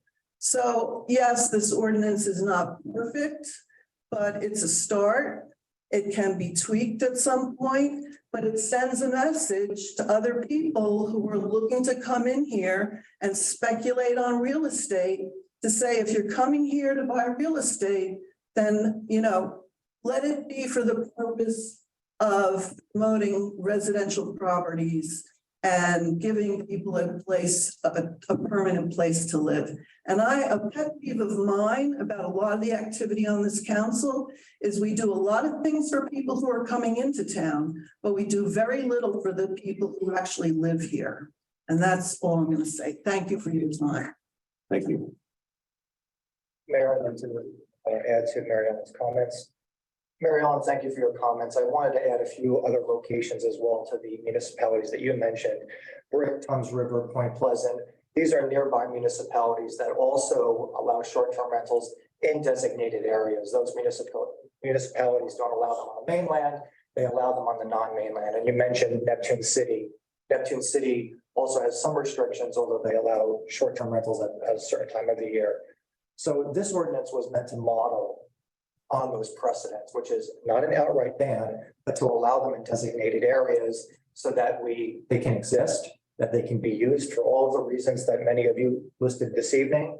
But as Mary Ellen just mentioned as well, so that we can also, maintain our residential neighborhoods, as much as possible. Is there anyone else who has a comment on this issue? Mayor, I'm not exactly sure how it's gonna work. Maybe doing somebody at home after this gentleman. goes. Oh, sure. Anthony Sotaro, 135-137 Oakland Street. I'm not gonna beat a dead horse as well and say the same things over and over that we've been hearing. But I am curious, how many emails did mayor and council receive from residents that in the last week have come forth and said that they don't support you guys saying yes to this, and they would like you to also table it? I've received well over 50. 50. At least, yeah, I've saved them all. Yeah. So let me actually, Anthony, thank you for asking the question, because I kind of took a check as I was receiving. It's well over 100. It's probably about 150 emails received in the form of a form letter, the same form letter received by each and every individual. So there was some entity, I would assume a commercial entity. The Board of Realtors. Okay, a commercial entity behind that advocacy. And out of those letters received, emails received, I think only about 20 to 25% were actually from Red Bank residents. That's what I asked. And Yeah, regardless of how many I received, because if it said they weren't from Red Bank, I didn't respond. But I responded to every one of the emails I got from a Red Bank resident. And again, there were well over 50. And that's what I totally understand that part of it, and that it went out to obviously a wider field, and you probably heard from people from all over. South Carolina. Yeah, but that's why I was specifically asking about Red Bank residents, right? Because that's who you all are supposed to represent, right? So 50 people or 40 or even 30 is more than sitting in this room, right? All saying the same thing. And I just want to make sure that your job is to advocate for the people and to listen to the people, regardless of if it's a form that's standardized or not.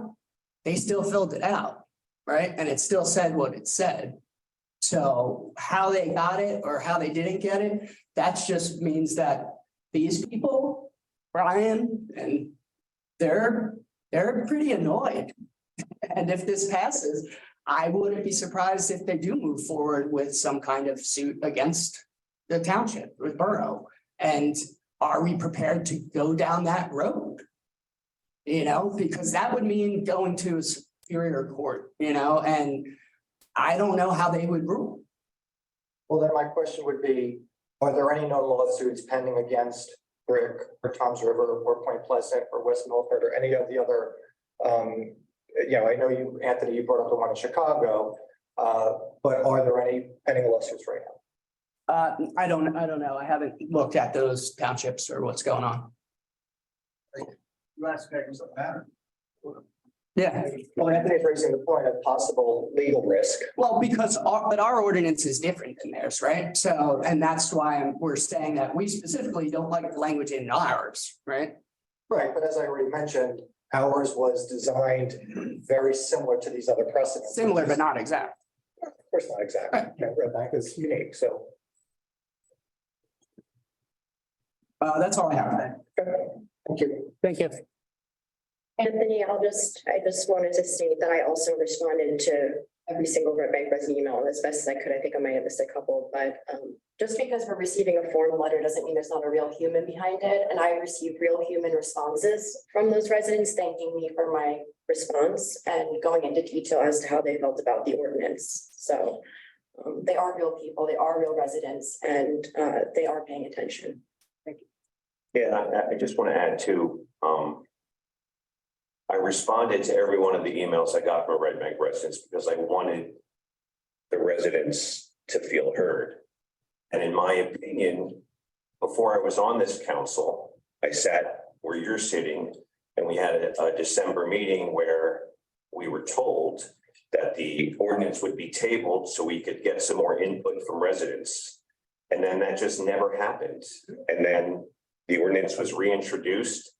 I think even a little more stringently than the one that was on the ballot in December, but I may be wrong about that. So I feel like our job here is to listen to the residents. It's why I'm holding office hours. It's why I'm always available. And I don't think in this case that we as a body listened to the residents. Mayor, I have to disagree with you. The multiple times that this was brought forward, and residents, just as they are now, came forward and gave their opinions about it, and we tabled it twice and went back and discussed all those comments. So to say that we didn't listen to the residents is just not true. I want to just specifically say, I'm not talking about all the other times. I'm specifically talking about the December meeting where you said, and maybe this is a definition of, you said, we're going to workshop this. Maybe the residents misinterpreted what you meant by workshop, but I was under the impression that you were going to be sitting down with residents and taking input and modifying the ordinance, because it doesn't make sense to me to say that you listened to everyone speaking at the December meeting and then introduce the same ordinance. So I don't know what was absorbed in that listening process.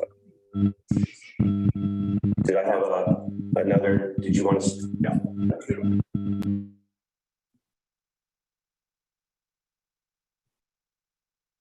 Anthony Scannell, 70 Wallace Street, AKA Ground Zero. I find this, we've been going through this over and over, and I have to echo that there was going to be a workshop where you would listen to us and have some sort of collaborative conversation, and it never happened. And we were here every time. We still see the same thing. And all we hear is, yeah, we're going to workshop it. This is like ridiculous. I have to say, it's ridiculous. Forget the matter at hand. The fact that you are not listening to us is paramount to what this whole problem is.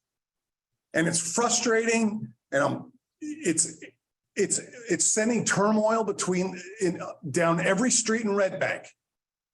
And I'm tired of being pissed off, and I'm also tired of being lashed at by my neighbors about things that are not true. So somebody needs to step up and do something about this.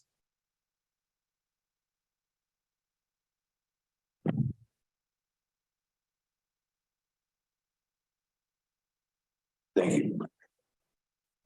Mr. Mayor, you mentioned that you have office hours. How many residents came to your office hours about this issue? Specifically about, Short-term rentals. I had one person come to discuss short-term rentals.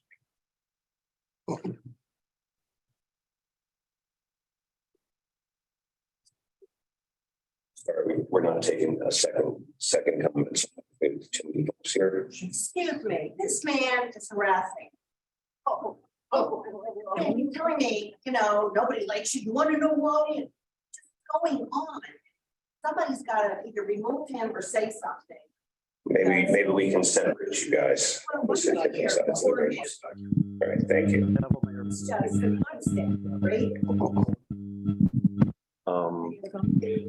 Anyone else have any public comments?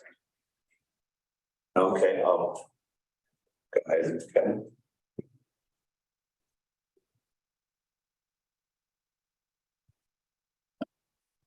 I mean, I still think a good Ben Var, 16 Locust Avenue, Red Bank, New Jersey, and I'm speaking for myself, not anybody else. I still think that having a compromise where an occupied homeowner who lives in it with some, whatever reasonable restrictions would be good. Now, I don't know that you've changed your ordinance since I last read it. Maybe you did. But I think, having Airbnbs only in the business district downtown doesn't really make sense to me. I'd like to have the right, if I needed to at some point in my life, rent a room in my house if I needed to. As I've indicated, I think it's an important service to be able to go somewhere and not pay. A lot, I've had times where I've had to stay at Airbnbs for a variety of reasons. I think that the testimony from a lot of people here is very powerful about paying their bills and surviving in a very challenging economic environment. I do care also about affordable housing, and this council, and I'm sure the future councils, is going to work very hard to try to address these problems. But I think it's a false choice. The problems of affordable housing are humongous, and it was talked about earlier. The value of properties is ridiculous. I bought a house for $92,000 in 1996, and my neighbor paid $513,000 for the same house basically 2 years ago on my street. Now, the way the ordinance was, I don't think I could rent a room in my house. We're using Airbnb. But that's the whole point, I think, is that, a resident or somebody who lives in a house, if they feel the need, could use these services. Also, if you have owner occupied, it would address a lot of the issues that came up here. We've heard some incidents like that big house. I'm all in favor of doing these regulations. In fact, I appreciate you bringing them up. I don't want owner occupied. I think probably what Asbury's doing in some other towns where they restrict the investment LLC absentee type owner kind of situation is a great idea. It should be, you should live there. If you want to share the house, I think that's reasonable. And we all need to help each other. I think it's a good idea. Thank you. Thank you. Before you go, Ben. Yes. So, and not many people mention this, but one of the times that we pulled this ordinance back, and we went back and discussed it, and we actually added exactly what you wanted, that Airbnbs would be throughout the town, and if you lived in the home, you could rent a room. And even that was rejected, because even Councilwoman Triviano said, you might as well ban it throughout the town. You Please might as do well not ban it. misquote me. Thank you. Exactly what you said, Councilwoman. But Nuance we enough. tried that, and that wasn't good enough. So we brought it back, and in discussion, we felt that this was the best way to move forward. Even though we tried to work with that, with exactly what you said, to be able to rent a room in your home if you live. But that was rejected as well. I mean, I didn't take what Councilwoman Dragano to say that the same way you did, but it's among you guys. But the problems we're hearing about, that have been testified to would be resolved by not allowing the big dwellings, the unowner occupied, that, testimony we've heard has pretty much been from that sort of situation. We have, a couple of neighbors who don't seem to get along with each other, but that I don't think is, that's probably an isolated incident in that particular neighborhood. I mean, I happen to be aware of a couple of the Airbnb type residents that I've walked by, and actually the houses seem to be very well maintained, and I haven't heard any problems. As a matter of fact, we do have problems in Red Bank with these similar issues, parking on my street and other things. And, it's also long-term, people who live in the houses or own houses. We've all had problems in our neighborhoods. I mean, these things, living, in a community, things happen. I don't think by banning, I think essentially banning Airbnbs from residential neighborhoods entirely is unnecessary. But that's my opinion. Thank you very much. Thank you, Becky. Mayor, can I just have a moment to clarify something? Sure. Thank you. That is the second or third time, and I know that's the same people sitting in this room that have witnessed Councilman Ballard take my extremely carefully worded language and try to change it in an attack. If I'm not being listened to up here on the dais, do you think you're being listened to? What I said was that it's a bloated ordinance, that it has issues in the language, and that if the true mission of the majority of this council and the people who have championed this ordinance is to ban Airbnbs, then the most transparent action you could take would be to ban them. That is extremely different than the multiple times that you have sat up here and tried to say that I said we should just ban them. We are smarter than this in Red Bank. People are not falling for this. Okay, we're having intelligent conversation about a complex issue with multiple layers that apparently you didn't even understand the meaning of, because you had to ask the gentleman from the Board of Realty some really baseline questions after you've already written the ordinance. So I would really appreciate if we kept a level of professionalism where I do not have to sit up here and constantly go back and roll the tape of what I expressed and the intelligence that I've been portraying on this issue for you to come up here and try to water it down into an attack. Your vision is here to be built, and I know exactly what you said, Councilwoman. Mayor, also, I need to respond to Councilwoman Triviano as well.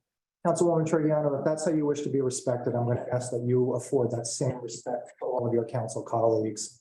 Last week, you went on and on to me after saying, don't put words in your mouth, that I was wrong, that I was digging my heels in on on committees. I'm going to ask that you refrain from attacks like that if you want the same regard from your council colleagues. Thank you. Mayor, one more thing. I just want to jump into it in the same way that I'm asking the residents just to talk about the topic at hand. I'd like to just. Thank you. Council focus. Mayor, she responding to comments that people are. Thank you. I appreciate that. I don't think I need to respond to that. Cindy Burnham, 71 Wallace Street. And I did hear when Kate said, and your exact words, Kate, were it's either all of Red Bank or nothing. That was it. But anyway, I just wanted to say the bottom line here is that Red Bank has a law, no commercial in residential neighborhoods. And this is obviously commercial. This is obviously they're making money. And if these people are doing Airbnb so they can live off of it, then sell your house. Sell that house, then you'll have tons of money. I mean, these people have money and they're profiting off of renting these houses as Airbnbs. And a lot of neighbors don't call the police. I did call the police because the way he was parked, the Airbnbers, they weren't along the curb, they were sticking out. And nobody could get through down Wallace. And then finally, the fire truck came, David Cassidy, and he couldn't get through this way this guy was parked. And so he beeped on the horn, hung on the horn, and then finally the guy in the car, the truck, whatever, went up onto the sidewalk. So there's just stuff like that. They don't know where to park. They don't have parking. They have dogs that they let out. They yell at people in the streets. It's that kind of a thing. And I just wanted to say that. Cindy, do Residents. you have a rental on your property? Yes, I live in a rental. You make money from it? I do, but I also don't. I also have to do rules that they don't have to do. I have to get a CO. I have to file the name and the registration and all of that kind of stuff. But it's a for-profit business? It was, no, it's a long-term rental. Long-term rental, all those, there's many. Okay, thank you. All right, please, guys, keep your comments. I've owned this house for 40 years. So it was always a rental. Now I can turn around if this gets, if it doesn't go through, and I could do an Airbnb on my second floor and make double, triple what I get for long-term rents. But I'm not going to do that because it ruins the neighborhood. It ruins the quality of the neighborhood. You don't know who they are. They're not around when the doors are slamming for like a week. And it just keeps going. And you'd think that the people on the other side of that slamming door would call the owner, but they don't because they're afraid. Many people, I have spoken to many people who would not call the police because they don't want to cause problems. That's just the way it goes. Some people will do it and some people won't. Thank you. Okay, thank you. And just to clarify, I believe what Councilwoman Trigiano was saying was either allow Airbnbs in all of Red Bank or allow them in none of Red Bank. That doesn't mean she wants to have every house be an Airbnb. You're just saying it's arbitrary to be banning by zones, I believe. I was stating that you should be transparent with the type of legislation that you're trying to pass. And if you're creating legislation that is so inhibitive and is muddy and is hard to interpret and has a bunch of hurdles to get over, the transparent thing of this majority to do would be forthright in their conviction and put forward a ban. That does not mean I'm for a ban. That does not mean that is what I feel. I was stating that would be the transparent thing for the people championing this ordinance to do. Thank you, Mayor, for clarifying that further. I really appreciate that. All right, can we get the last chance to speak, or we're gonna? There's one at home. I'm sorry, you did say that. Go ahead, Darren.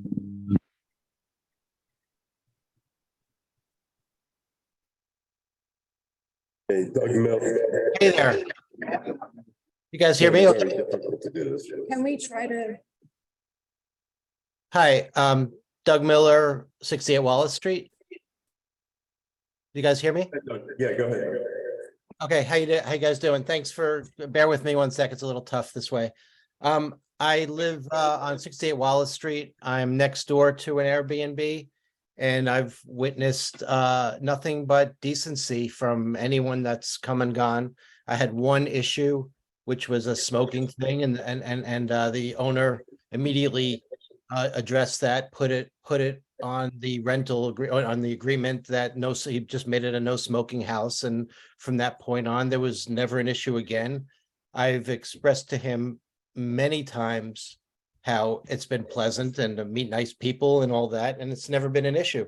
As far as the parking, they're doing their best to park in the right places where they know. They ask people, is this okay? Is this okay? They're very cordial, and I've never had an issue there. I don't have any skin in the game. My house is I privately own my house for over 20 years. And it's just about regulation, about what regulating people that are just trying to either make a living, supplement their income or anything like that. To regulate that is one thing, to have rules for it, but to discriminate in certain parts of town and not others is wrong on every level. I think Red Bank is a terrific town. I think it's promoted as the hip town. That was a bunch of years ago, the tagline, a hip little town. And you're trying to promote tourism and trying to create revenue for the town and Airbnbs add to the quality of life in a town like Red Bank that's supposed to be hip and current and progressive and modern. And by regulating it the way that it's written, that will just add take a step back in Red Bank's hipness and all that. I'm looking to live in a place that is growing positively. Of course, everyone likes a small town. I moved here for that reason, but you can't stop progress and population and things will be growing and growing smartly. And to take away what people use Airbnbs for in a town like this, where like people come in for the weekend, like people said, the hospital, beaches during the summer. I had a friend that was going to come from Boston to visit. Hey, I might have an Airbnb next door for you if that would be really convenient for us, and all that kind of stuff. For all those reasons, I think it's a positive thing. And I did hear from the mayor and also Ms. Trigiano regarding those letters that went out. They were the only two that did respond back to me. And I think that they're kind of pushing this vote because they know they know they have the votes to pass it. And I think it is really half-baked, and you should be listening to the lawyers, the real estate lawyers, and the majority of the residents that I've heard from that are for this, or just at least to readdress it and work on the ordinance before it is voted on. And for that reason, I strongly would love for it to be tabled and reworked and revisited, and the council has the responsibility to listen to the majority, to residents, whether make office hours, whatever it is. It's a passionate regulation that they're trying to push in, and to go and rush and vote on it tonight is not a good thing. And I think be a lot of uproar over that. And that's about it for me. So hope everyone heard it.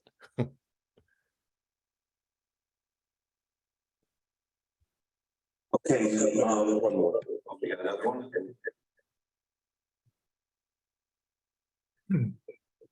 Carol Werner, you have the floor.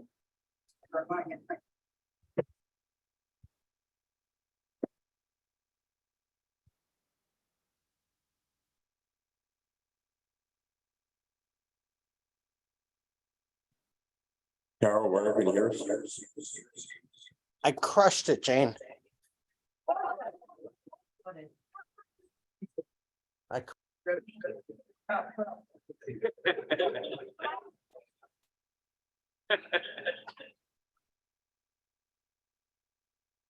Carol Werner, can you hear us? Unmute your mic. Carol, can you unmute?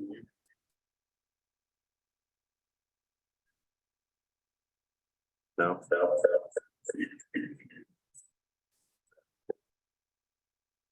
Right, do we have anyone else before I close the public comment?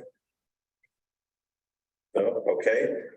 I'd like to make a motion to close the public hearing on this ordinance. The mayor. A second. All in favor? Mayor, I'm gonna try to do the same thing for Councilman Morandi and Councilman Zubrich if I can, there might be a little feedback so that way they can vote. Okay, perfect. Are there mics? Are there cameras not working?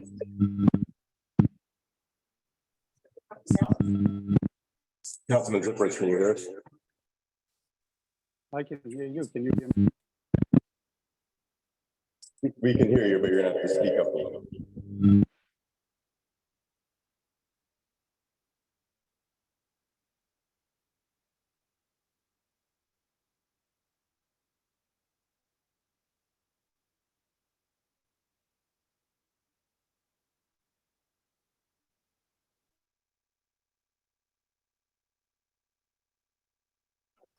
All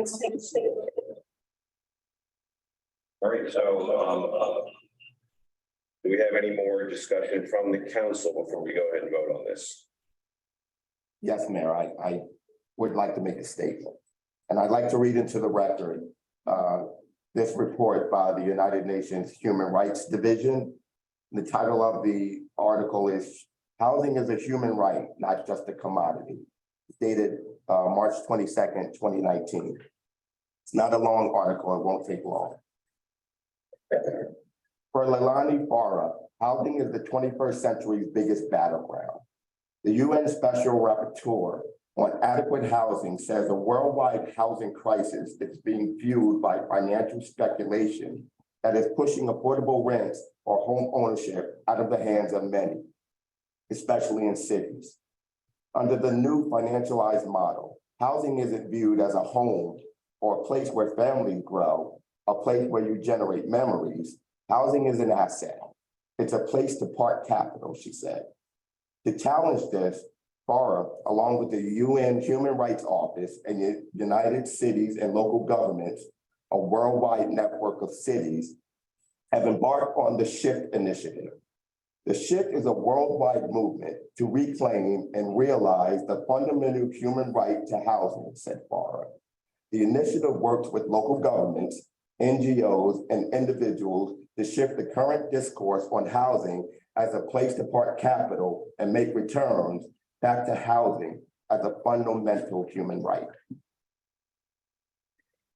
UN Deputy High Commissioner for Human Rights, Kate Gilmore, said cities can be dehumanizing to citizens, and housing can either contribute to this or reverse it.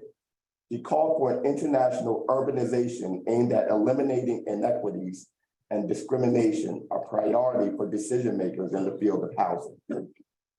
We are speaking of a major shift that needs to occur, a shift from housing as an instrument of urban planning to an understanding that housing is a fundamental right because it is the infrastructure for humanizing and dignifying the lives of people around the world, Gilmore said. Housing is a moneymaker.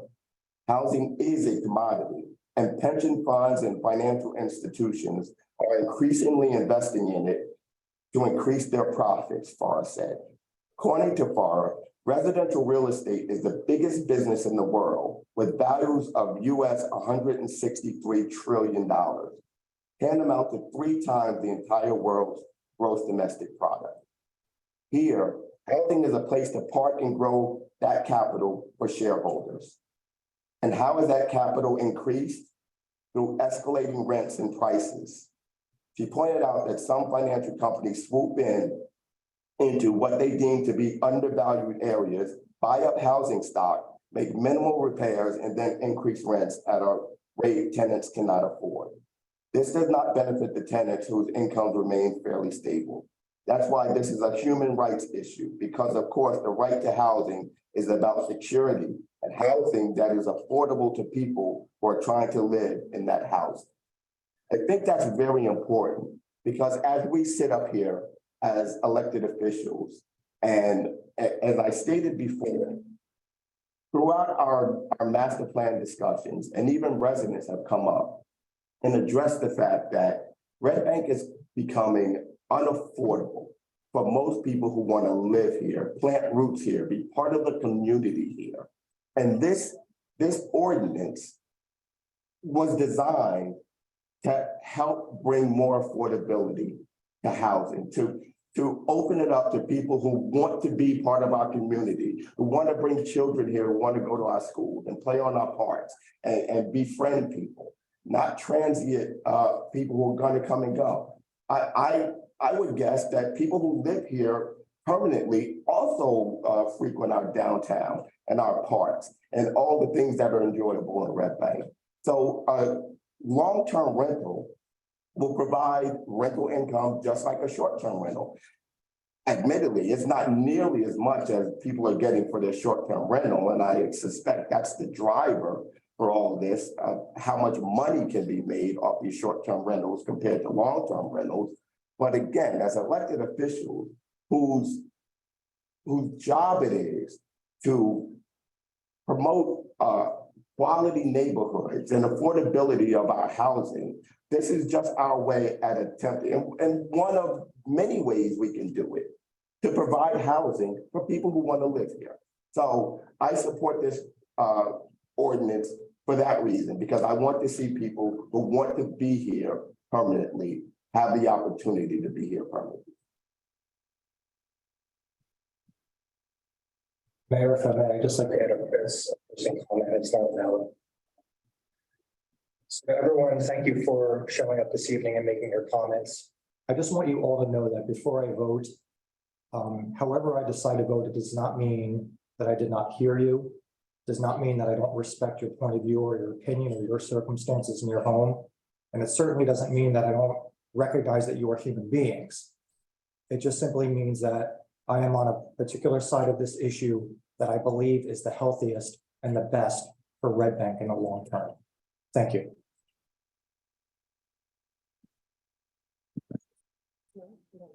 Anyone else have any comment? Sure, Mayor, thank you. I just wanted to point out that when Councilman Bauer was speaking with the gentleman in the audience earlier, he said this wasn't about affordable housing, and then we just heard that it's about affordable housing. Also that, you know, if we're going to be talking about the issues with housing here, we need to talk about the long-term rentals and the hundreds of them that are owned in LLCs and portfolios. I'm surrounded by them. I've owned my house on the west side of Red Bank for 10 years. It'd be 35 in April. It was not a miracle thing that happened. We had housemates at first to help pay the mortgage. We got very fortunate. The housing market was different then. Gentleman said when he bought his house for, I bought my house for $199,000. It was a different time. I've been without a house. I've been without a place to live. I lived in the city. I was homeless. My senior year of college. I care about housing immensely. To sit up here and say that this is what this has to do with is wrong. The points that were made about the people that are being blocked from shared housing, people that are talking about the visiting nurses that come to town, people talking about housing the artists for the theaters, families visiting the hospital, owner occupied only being allowed in the business zone, the light industrial zones, not the whole borough, which is what I had cause with. Yes, it was added into the zones that you're allowing. It wasn't added to the whole borough.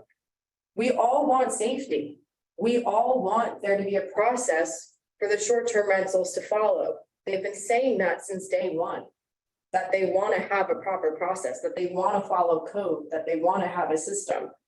I certainly want every dwelling to have a system that they have to follow because I'm a firefighter. I don't think I have to say much more than that. I want people to be safe, but to take this and manipulate it into another thing is wrong. I'm against this ordinance for the same reasons I was when I voted no to introducing it. I'm against it because of the zones. I'm against it because it blocks the owner occupied about the town.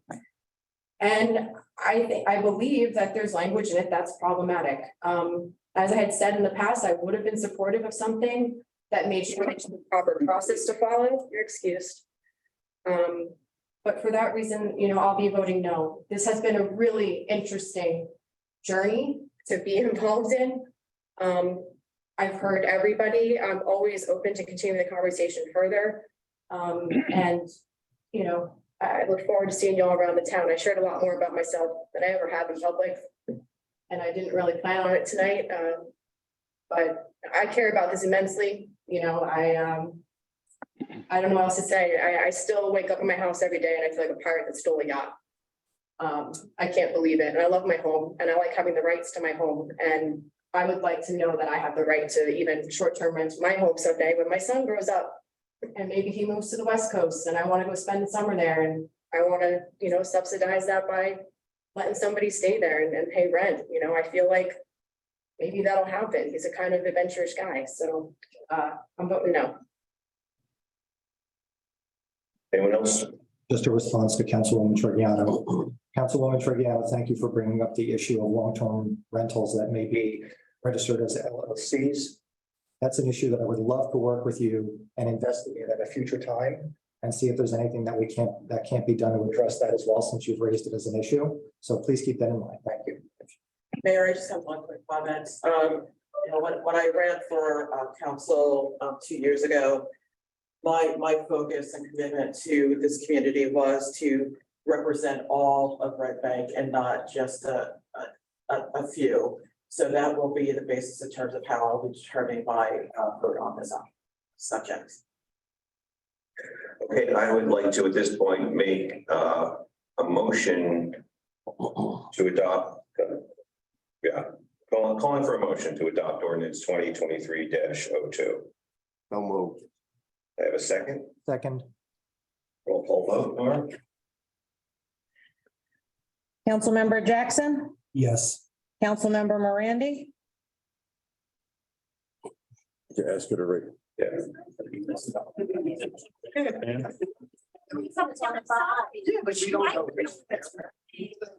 Councilmember Sturdivant, Yes. Councilmember Trigiano, No. Councilman Ballard, Yes. and Councilman Ziprich. Yes. The record reflects you raised this hand. Meeting chat. Into the check. Mayor, permission to use the restroom. Yes. Thanks. All right, moving on to the resolutions. We're adding 23-57. It was in discussion. It's now going to be added to the consent agenda for professional services from Ingenuity to the lead service line replacement test pit program.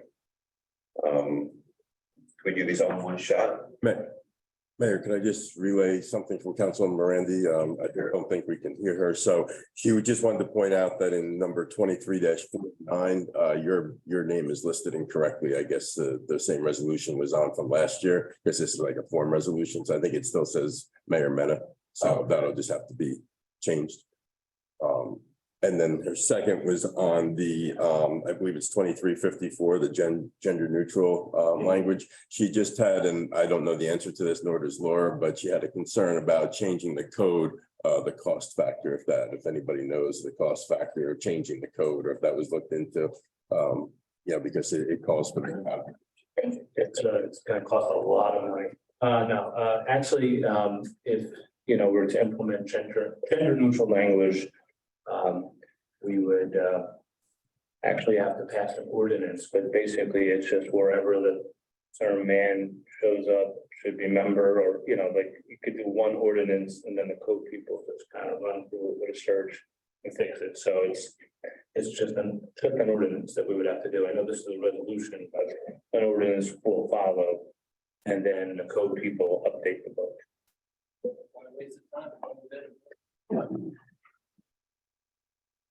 All right, everyone's okay. Can I have a motion for the consent agenda and the resolutions? So That's moved. with the inclusion of 23-57 -57. professional Yes. services for Ingenuity. Correct. So moved. Mayor, one more thing. Councilman Zipperich raised his hand. I tried to unmute him or let him speak. I'm not sure if it's gonna work. Thanks, Darren. I was just trying to make the motion on the consent. Okay, he was trying to make the motion. Okay. That count is Councilman Zipperich made a motion. Can I have a second? Second. All in favor? Aye. Aye. Okay. I'm sorry, just a point of order. Councilwoman, shouldn't you recuse yourself on the LoSAP? I didn't receive LoSAP last year, I don't believe, but I can recuse myself. That's no problem. If you don't receive it. Yeah, no, I don't believe I made a percentage of calls for it. Okay. Hard to make LoSAP in Red Bank. A lot of commercial alarms. Okay, all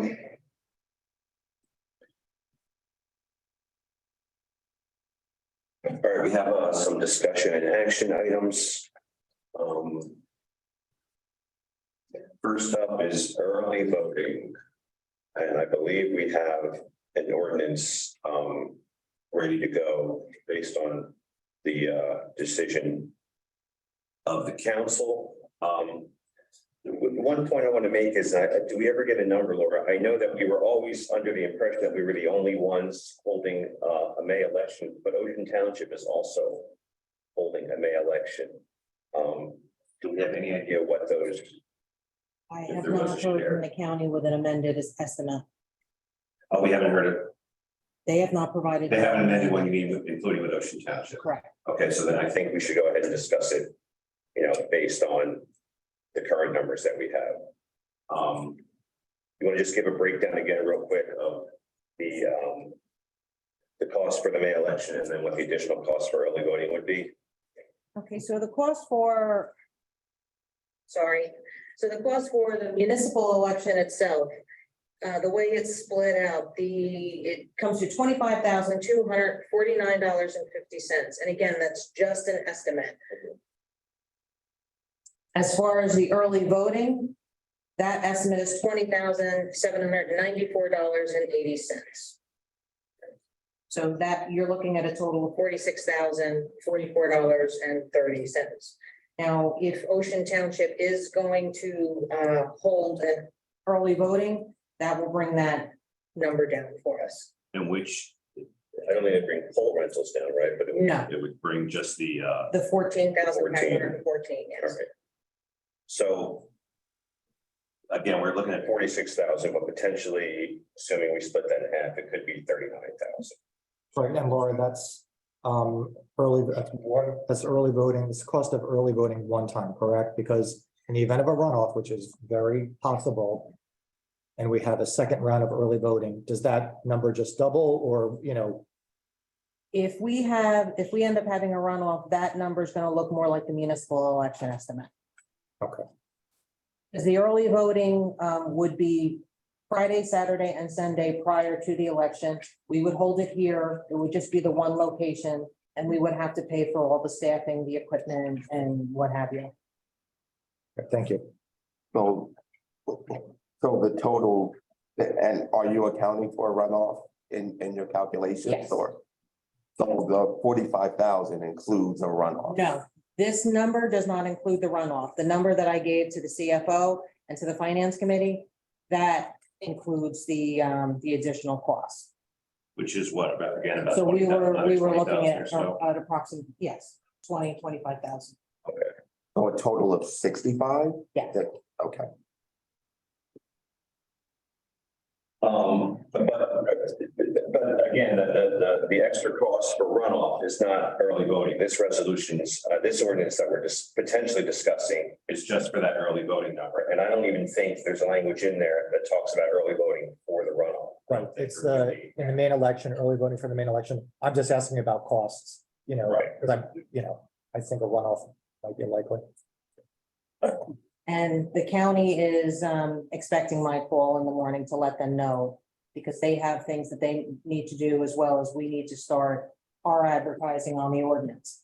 Just to clarify too. Because it's ordinance. 2 weeks. Right. Okay, I mean, go ahead, Darren. I'm sorry, just to let you know, Councilman Zipperich has his hand raised. Oh, yeah, go ahead. Can you hear me, Darren? Can you hear me? Councilman Zipperich, can you hear us?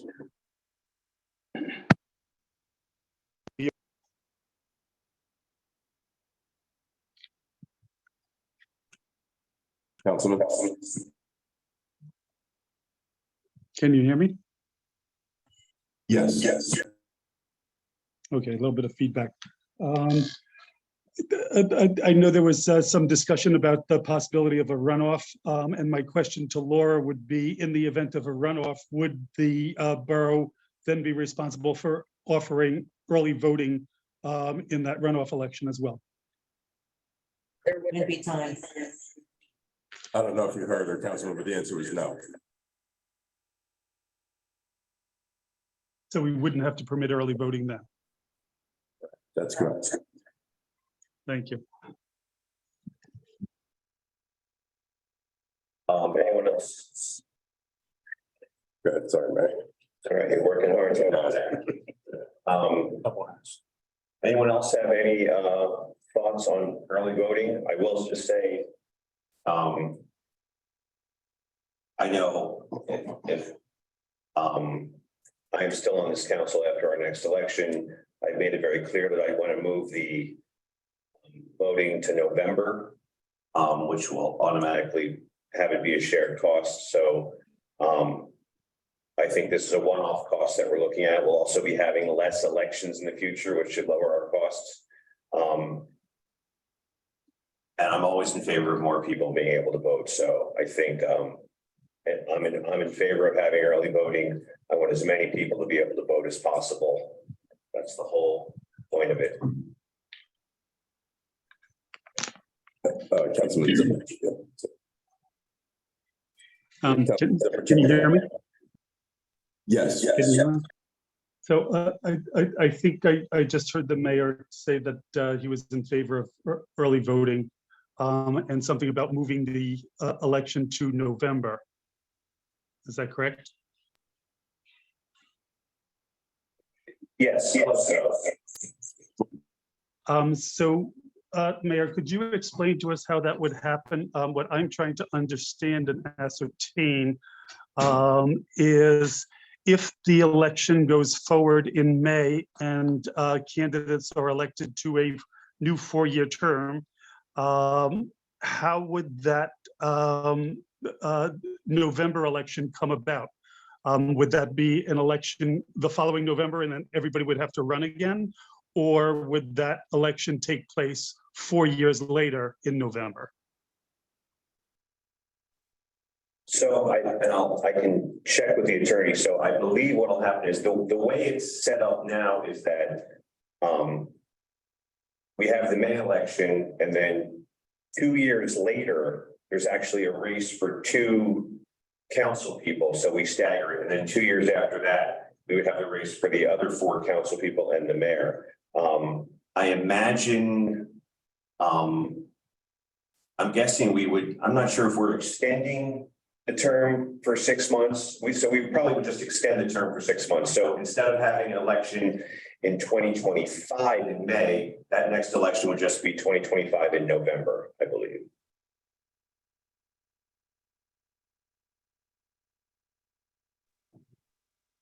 Councilman, do you have anything else? Yeah, I was having a little difficulty hearing the mayor, but I think he said that they would be extending their terms by 6 months in 2025 for the council members that draw the short lot. Did I hear that correctly? Correct.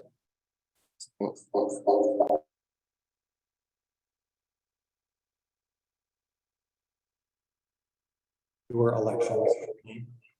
Is that because, so do the council, the council elections then run every 2 years? Is that as opposed to electing every year?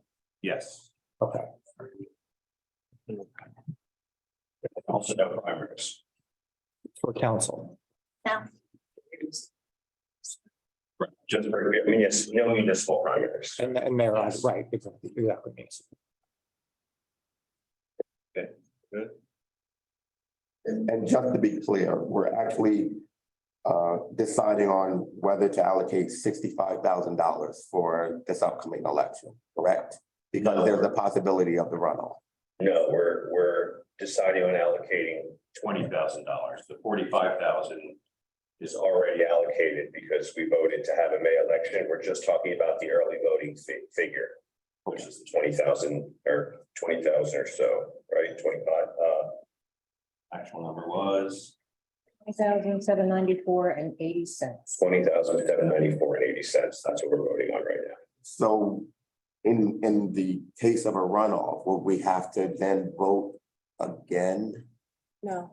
The early voting won't be an option in a runoff. There is another $20,000 or so allocated for that runoff. So the cost of the election and the runoff, I think comes out to about 45,000. Is that right, Laura? And then the cost of the early voting is another 20. Right. Those numbers ballpark close. Right. Okay, I got it. Yeah. Right. And just want to make one additional comment, speaking with Laura, the county needs to know essentially by the end of this month that, the council tomorrow, okay, sooner, that, you're going to allow early voting. So that's the reason why it's discussion as well. State law requires that an ordinance be adopted to allow early voting, and that's why that's been, put before this council as well.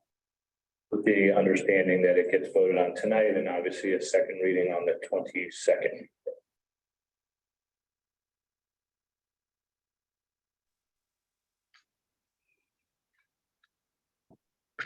Councilman. Mayor, if I may.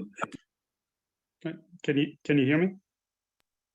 Yes. Yes. So I just had another question for Laura as it pertains to the election costs. Does vote by mail come into play as well? And if so, is the borough responsible for covering those costs as well? For early voting? For early. Vote by mail. That's just part of the municipal cost, so that'll be built in, that's already built into the municipal election fee. Thank you. All right. Anyone else? Mayor, I'll say that I'm for moving forward with early voting. I'll never forget, I was actually out knocking doors for an election in Asbury Park. And I was speaking with a resident and they said to me, and is today the last day to vote? And I said, it's actually the only day to vote. And I remember like having so many conflicting emotions about that. Like, of course, it's the only day to vote. And then I remember thinking to myself, well, why is it the only day to vote? How is that accessible for the people living here? How is that, even, possible for them? I think the numbers that are being put out there are, I mean, it might be a lot for residents to hear. We don't always talk about the cost of democracy. We're not always talking about how much these elections cost every year. But I believe that it's the right, thing to do to offer early voting to people. I believe it's a democratic thing to do. And, for that reason, I'm for it, for early voting. Okay, can we go ahead and make a motion to approve on introduction 2023-05? I'll move. Have a second? Second. Or a roll call, please. Councilmember Jackson, Yes. Councilmember Morandi, And where's the hand? No hand. There it is. Councilmember Sturdivant, Yes. Councilmember Trigiano, Yes. Councilmember Ballard, Yes. and Councilmember Ziprich. Yes. He did put his hand up. It was down and they put it up. Thank you. Okay, public hearing on that will be February 22nd. All right, next up, we're getting a lot done tonight. I know it's a long meeting, but I feel like we've accomplished a lot. We want to talk about 2021-17, the cannabis ordinance. And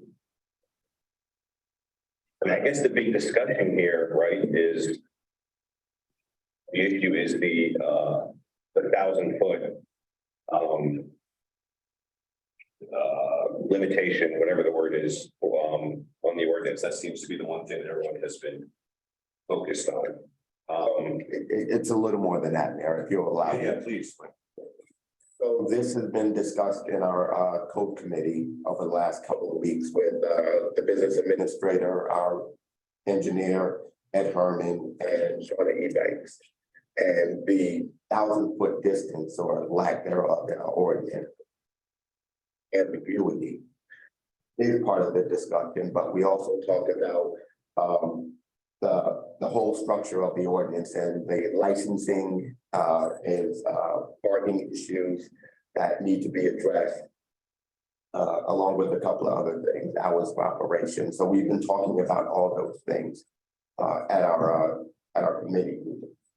And one of the things I like to do now is to ask my fellow council members if they have any ideas or suggestions about how we can improve this ordinance.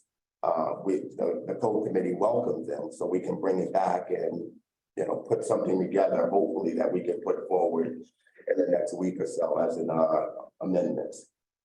That will ultimately have to go to the planning board if we do decide to amend it. Their, you know, review, but it would have to be a 2-reading ordinance to amend what has already been passed. Well, I'll ask first the council, anyone on the council have any ideas?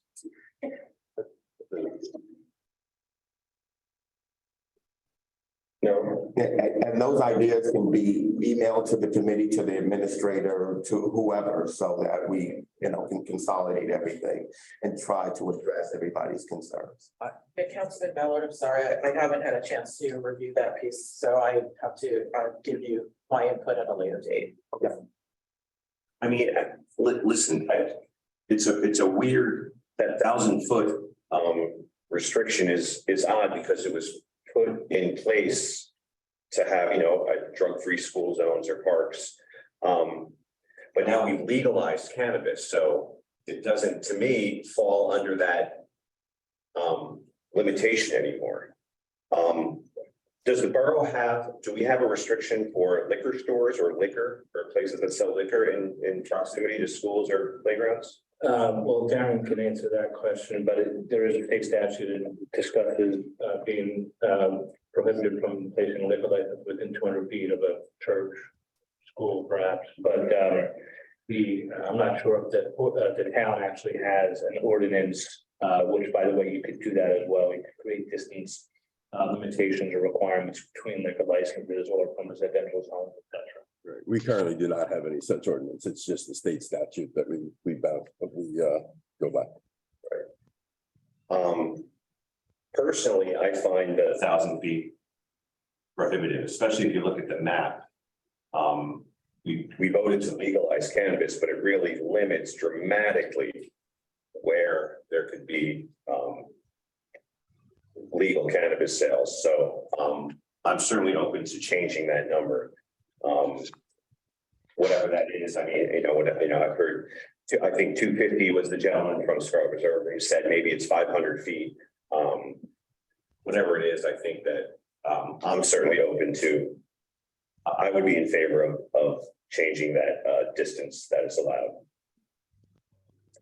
And we may want to, I don't know, do we have any restrictions in the ordinance now that talk about proximity to in between cannabis shops? Like, I don't want to have like Cannabis Row somewhere where suddenly. That's also something, Mayor, that we're looking at to amend in the ordinance. So we're looking at the entire ordinance and see how we can tweak it to better fit. But I also recognize that it's a time sensitive issue for a lot of people who have applied and received a license from the state. Yes. So we definitely need to factor that in as well. So we're not leaving businesses hanging. Right. So what were the discussions in committee? You said you discussed this multiple times in committee, so I'm not privy to that. So what were the numbers that were thrown around? What was the feeling of it, considering the majority of this council serves in? I mean, you're on that committee. Who else is on code? Don. And Angela. Councilwoman Miranda. And Miranda. So the three of you have had these discussions in committee, and I have no idea what you were throwing around or tossing around. So show me what we got. What were you guys talking about? Yeah, because we can't have 4 people in our committee meeting to represent. Just show me what you got. I said, we're looking at a parking element because there's no parking element in there. And if you've driven past Eatontown, their facility, you see that there's a lot of activity there and they have a lot of parking. I don't think there's no parking element in our ordinance. So we're looking at that. We're looking at the number of licenses because currently it's unlimited. To the mayor's point, it could be all over. It could be anywhere. And even with the distance that was challenged and the zoning board said, it could literally be right next to a school as it's written now. So we're looking at those distances. Does the committee have any, I mean, did you discuss actual numbers like footage? like that you would be comfortable with? We talked about 250 between establishments, but that's it. Oh, and not between like a school or a playground? Right, and we're looking at zones, specific zones where this would be most appropriate for Red Bank. One of the things we talked about is we don't want to have that large volume of traffic driving throughout Red Bank trying to find, a retail shop, in the heart of Red Bank. So we're looking at zones where it'd be most convenient. Can everybody hear me? I'm trying to keep it. We're trying to keep it in zones where it'd be most convenient for people to come into town, go to these retail shops and then get out without, again, driving through town or creating more traffic than already exists here. So those are some of the things that we're looking at. And forgive me because I'm not clear. So, and I know the gentleman from the Scarlet Reserve room is here. I'm just curious, what time frame are we looking at? What's an actual? I don't want to just talk this to death. I want to make sure that it's not a moot point. So, do we know when these decisions have to be made by? So the sooner the better, man. And again, we brought it back to the council to open it up for those people who can't attend our committee meetings because that would constitute a quorum to give us ideas. Like I said, administrators in on these discussions. So is Shauna Ebanks. And I forgot to mention our borough attorney is also involved in these discussions as we try to fashion this. But the idea, like I said before, is this has to go to the planning board because it's a zoning type issue, a land use issue. But we may have to have a special meeting to address the fact that there are a lot of licenses that have already been approved at the state level for Red Bank. And, we're getting those applications. So we're trying to fast track this. Do you feel like this could be something that is ready from committee for the next meeting, or should we go ahead and set a special meeting and discuss this as a body? Well, again, I'm open to any, We're asking what you have. Yeah, I want to know, do you think, again, you think that the committee is going to be able to have whatever changes that need to be made to the ordinance ready by our next council meeting for discussion, or should we go ahead and set up a special meeting? If no other council members or you, Mayor, have any suggestions on how you'd like it to look, we could probably move fast. I mean. Okay, so then I'm I gonna would like just for some transparency though here. I mean, it was discussed in committee. We're getting very general statements when I'm sure these were longer meetings. We're not getting any specifics. And then we're being asked to weigh in, and then you're gonna go back to committee, and I know you're gonna come back with something concrete. You don't have any feeling about anything that you guys discussed in those meetings?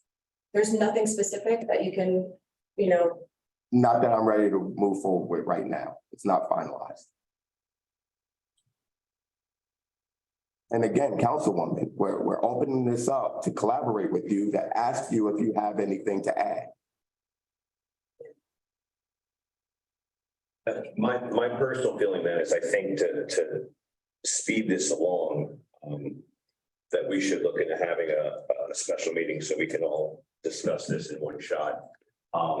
Or, I guess our other option is I'm gonna ask the entire council, myself included, to whatever input you have. I know Jacqueline said you wanted to review the ordinance to get any suggestions into the committee in the next few days, this week for sure. And that'll give us time to have an ordinance for the next meeting. And Mayor, if I may not to be a buzzkill, but there's gonna be it's a zoning ordinance, so obviously after adoption on first reading, it's gonna have to be referred to the planning board. So they can put their okay on it before it comes back to this body for a second reading. So that will also kind of come into play as far as when the second reading will be listed. Right. We did address that a little bit in the code meeting with Shauna. If we were able to do an introduction at the next meeting, the next regular council meeting, the planning board has a meeting between that meeting and the first meeting in March. So theoretically, they could review it at their meeting. And then I think 2 or 3 days later is the following council meeting that it could technically be adopted at. Right. Perfect. So I just want I was listening. I heard 250 feet between establishments. What, can you clarify that for me? What do you? Between retail establishments, so no retail business can be within 250 feet of another already established retail establishment. Of cannabis. Correct. It's to avoid the cannabis row that Mayor just mentioned. Okay, and then there was no but I saw a head shaking agreeing with the mayor about it being less than 1,000 feet from schools, and that seemed to have head shaking over there, that there would be that you would be amicable with it being 500 feet, 250 feet? Well, no, as I mentioned, we're looking at specific zones that would put it outside of the purview. So then that's spot zoning? No. No? But there's so is the entire restriction right now just based on the 1,000 foot from a school or a playground? Like, is it already limited into, aren't there already certain areas where it can only be, cannabis can only be? Yeah. That's already in the ordinance? Yes. Yeah. I mean, essentially yes, I mean, I remember we had a conversation about the Boys and Girls Club area, and that was taken out when we were opting in. I remember Councilman Ballard and I discussed that in the workshop meeting. Yeah, there really essentially it's about the distance between the schools, the parks, and things of that nature that really are that confine the map. So that's, if you're going to go in and make parking requirements, if you're gonna go in and say there has to be a specific place, it has to be in the town by car, if you're gonna say it has to be this, once again, you're gonna make it so specific that it doesn't really fit the mark for anybody. And that's gonna make it, so you're basically prohibiting it in general, if you put these hurdles in. And there's also something that's not being discussed about cannabis when it becomes legal. It's a new thing at first. It's a new thing at first. And you see this happen in other states. It's a new thing at first, and you see the lines, you see the things, and then suddenly it's not a new thing anymore. So if you're gonna go in there and say a place has to have all of this parking or whatever, guess what? In 4 years, they're not gonna need that parking. So this is a very complicated issue to plan for. I believe that, it's unfortunate. I believe this is really a planning document. I believe that planning professionals and people of that nature should be looking at this document.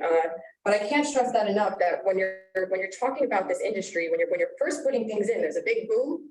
And then a few years later, there's a ton of them, and then that dissipates, and then that doesn't exist anymore. So if you're gonna go in and say you need to have X amount of parking spaces because you're gonna have all these people, and then you're gonna have all this flat parking space in a 2 square mile town where we need all the open space and all of the, space we can possibly have. We don't really want to create more of that.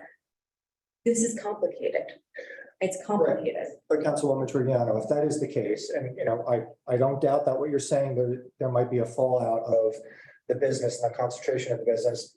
We would just look at the ordinance in the future, re-examine it and amend it as needed as the needs of that business change in our community. But because this is a new business for right now, we feel that designated areas, et cetera, fit this model at this time. I get what you're saying, but if you're gonna go in and say a business has to have X amount of parking spaces, they can't be in the sky, they have to be on the ground, and we only have so much ground space in the borough, and only so many places these businesses can exist. So I'm just saying that there's complexity to this. There's, I think in the interest, that doesn't exist in this current document. I think in the interest of moving this along, because it sounds like so much is up in the air right now, and you haven't made any firm decisions other than maybe 250 feet between businesses. I do think a special meeting, even though I told you we wouldn't try not to do those, Laura, but I think we should do one just so we get everyone's input on this. And let's not be delaying on this issue. Let's see if we can have a meeting, hash it all out as a group, and then it's ready to present, and then we're hitting all the other deadlines that you were talking about, where the planning board can look at it and stuff like that, is my opinion. I agree with you, Mayor. And I'd just like to point out, those distances from schools and parks, et cetera, that are in the original ordinance didn't hold up when challenged at the zoning board. And that was the impetus to look at this ordinance in totality to address those holes in it that, you know, the zoning board even said, hey, you got us there, so. So I've never called a special meeting before. What's the, like, do we just pick a date and see if everyone can attend?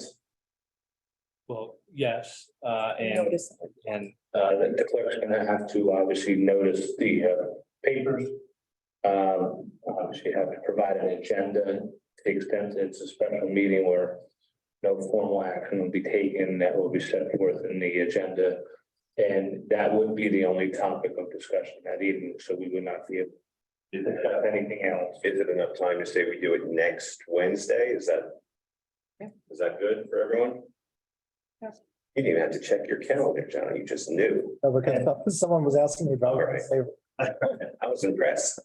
Wednesday, the phone out. 15th. What's that? Yeah. Okay. Giddy up. Is that something we vote on, or it's just done? So easy. It'll all be that easy. I'm sorry, Mayor, I just saw the Councilman Mirandi. All right. Okay, he's got that.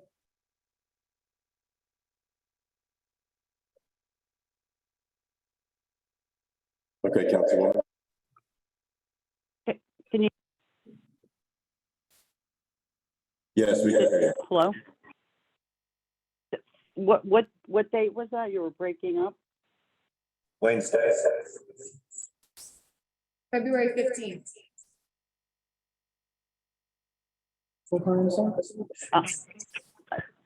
I don't think that I don't think that I'm going to be available. Just letting you know. But Councilman Zippert also stated he's not available.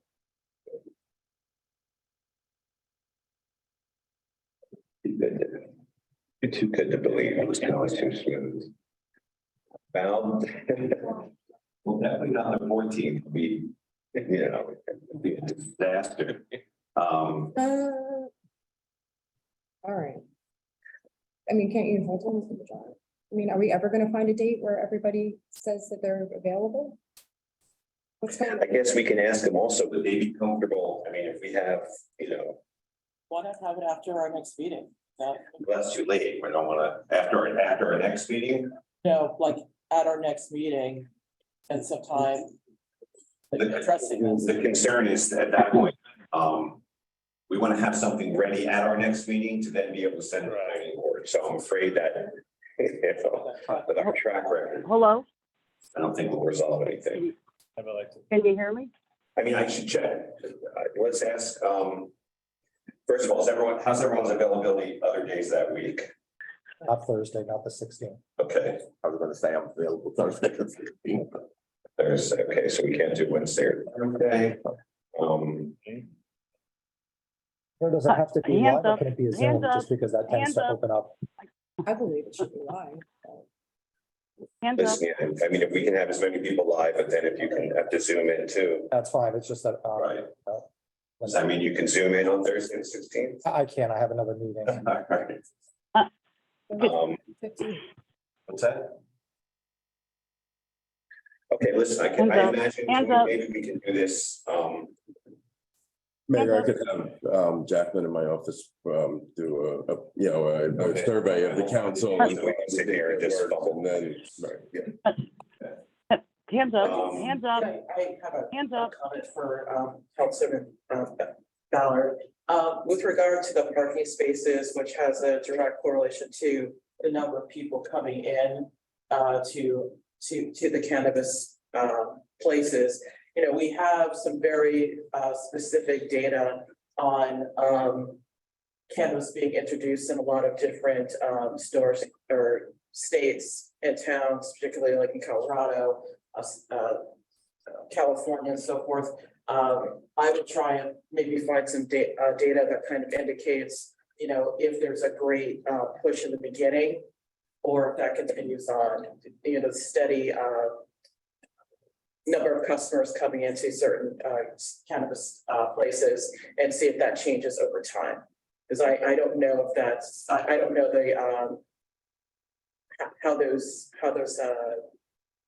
establishments, if they're maintaining something that's very static, or if it's on a more consistent basis.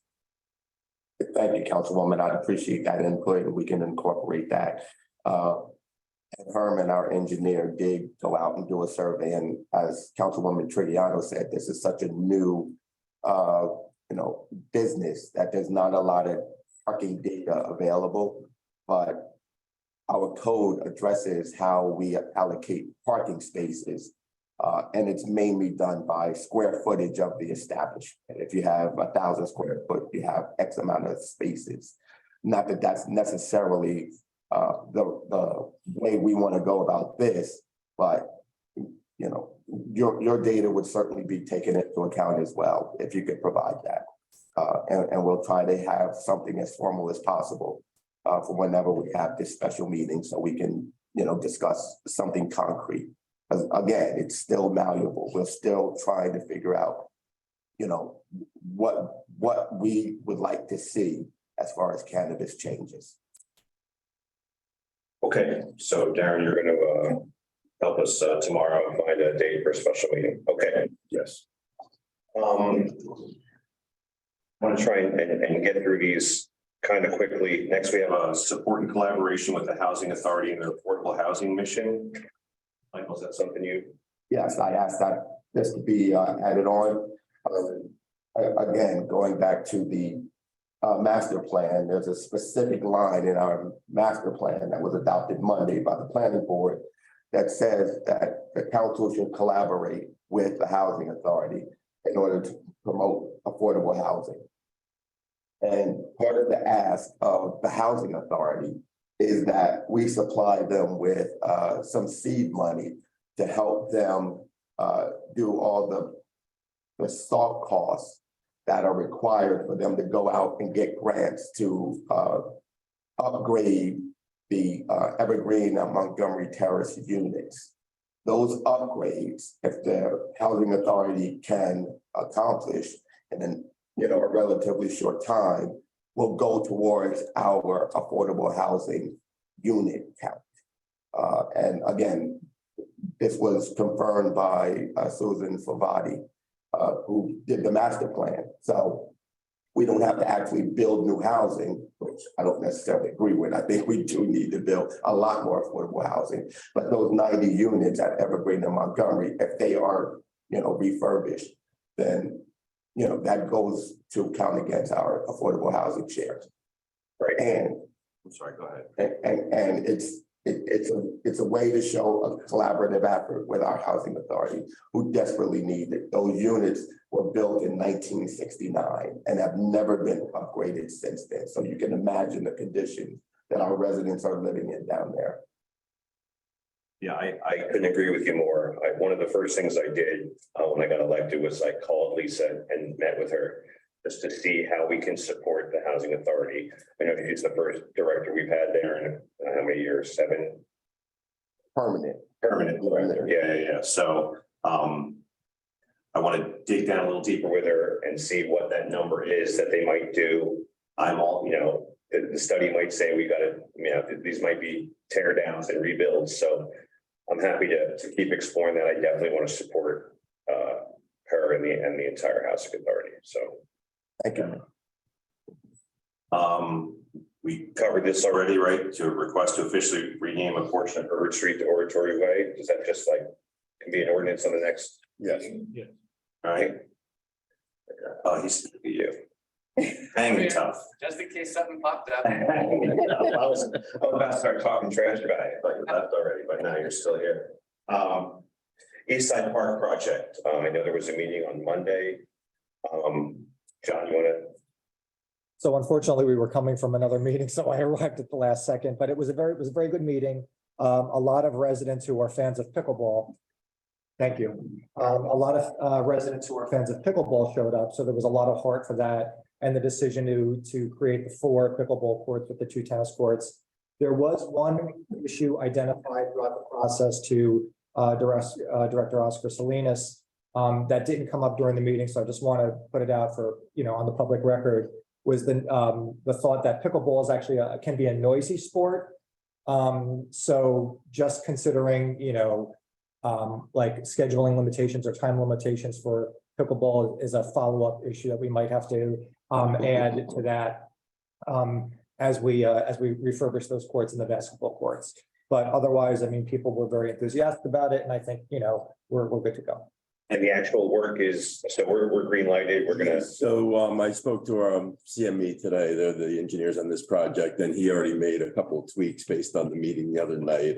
Looked into some portable pickleball nets that kind of can be utilized to make 4 pickleball courts out of 2 tennis courts. So we identified 2 different vendors that have something. We're just gonna, see how they're working in other locations to make sure we get a good product. But basically, pretty much there weren't many engineering changes, but he was able to tweak the plans. So they're ready to go out to bid. As soon as he finishes, just to make some final adjustments. The plans the original draft plans are posted on the website under Parks and Rec. And then when Michael from CME adjusts them, we'll put the new plans. So they're substantially similar plans. Okay, I think we can. I actually spoke to Gary. We're okay right now on the sidewalk snow removal. We could table that or. Right, I spoke to Gary today also. We're gonna deal with that maybe for the next meeting, have a couple more discussions and then deal with them. Okay, so then we're on the mayor and council comments. Yep. Okay. Like we got any comments? No, Mayor, thank you. Just I want to say, happy Valentine's Day to everyone. So same thing. I think we just got the East Side Park updates for Parks and Rec. So no further comments. Okay.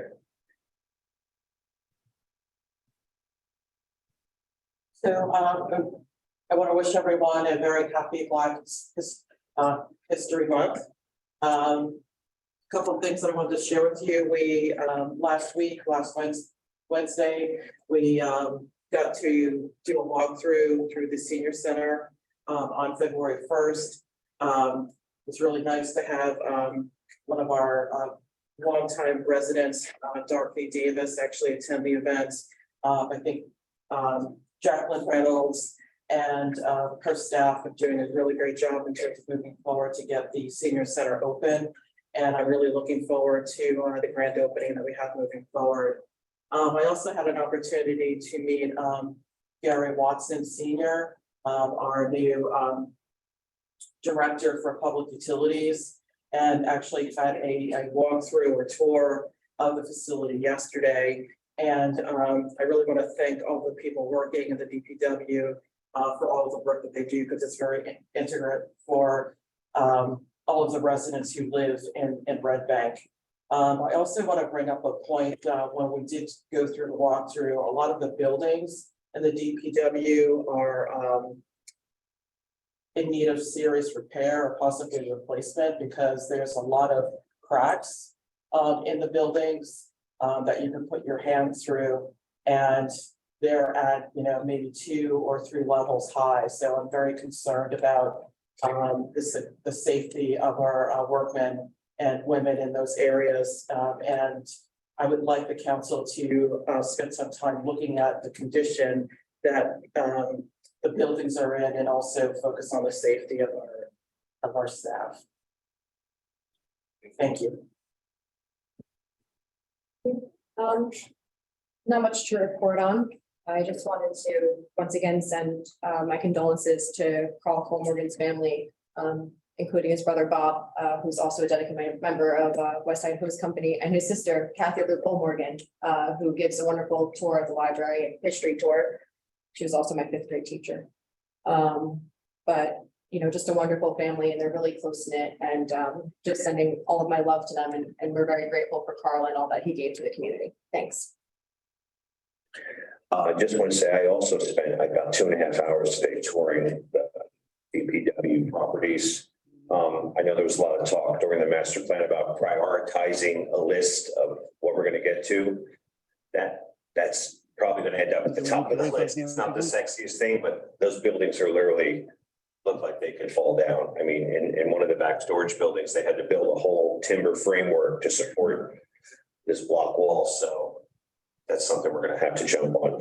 Want to remind everybody again, please come see me Mondays 4 to 6 for office hours. I've gotten to meet a bunch of residents, got to deal with some issues already.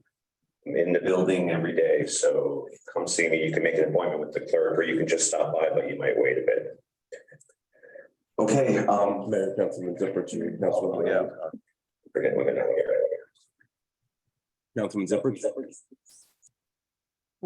Thanks, Chief. Mayor, I too wanted to offer my condolences to the Cole Morgan family. They have been longtime members of the community, and Carl was always active in coming to council meetings over the years. My deepest sympathies. But to Councilwoman Sturtevant's comments, I wanted to thank Dominic from DMR and the mayor and those council members who turned out to tour the senior center facility rehabilitation project last Wednesday. Jackie and Wilhelmina were on board along with building to ground supervisor Terrence Walton and our DPW consultant Gary Watson and Chief McConnell. We had a great walkthrough. The center is really coming along beautifully. We are encouraged at the progress that the construction team has made thus far. The heating system works really, really well. In light of the fact that it's 4 years, so almost to the day that the pipes froze, we're really happy to see that that heating system is working extremely well. The lighting is really beautiful in the building. The seniors are very, very excited at the prospect of being back home in the next couple of months to a newly renovated building with new fixtures and upgraded restrooms and a lobby dedicated to the late Councilman Tom Hinselman, who was a stalwart supporter of building a senior center on the river for our seniors when he served the borough many years back. I also wanted to especially acknowledge the SOS members, including Councilwoman Morandi, who were our most vocal advocates to save the senior center for joining the tour with us the other day.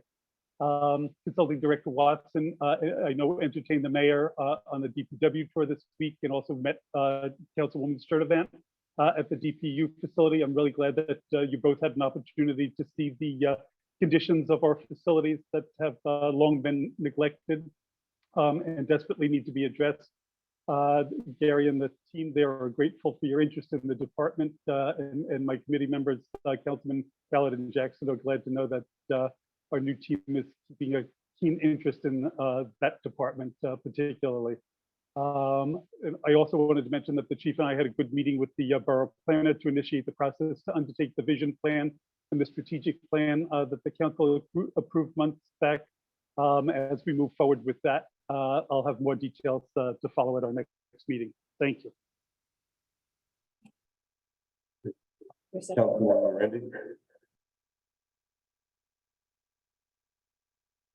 Can you hear me? Yes.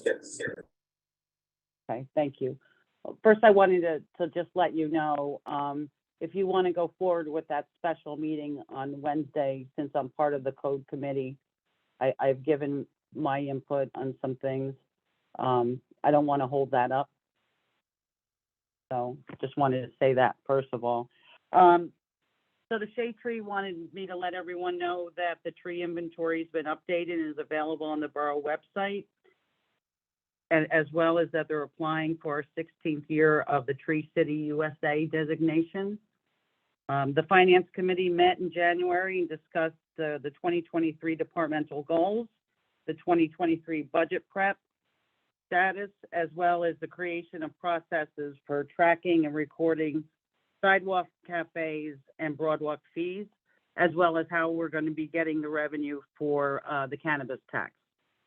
So we received all the documents from the CFO this week, and we're going to meet next Friday as a committee to review and ask questions and make any adjustments. So thank you.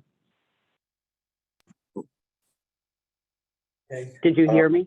I'm going to open it up now for just public questions and comments. Again, I'm going to ask that you keep it to 5 minutes.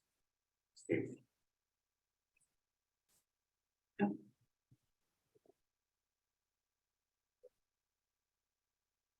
Stephen Hack, 135 Branch Avenue.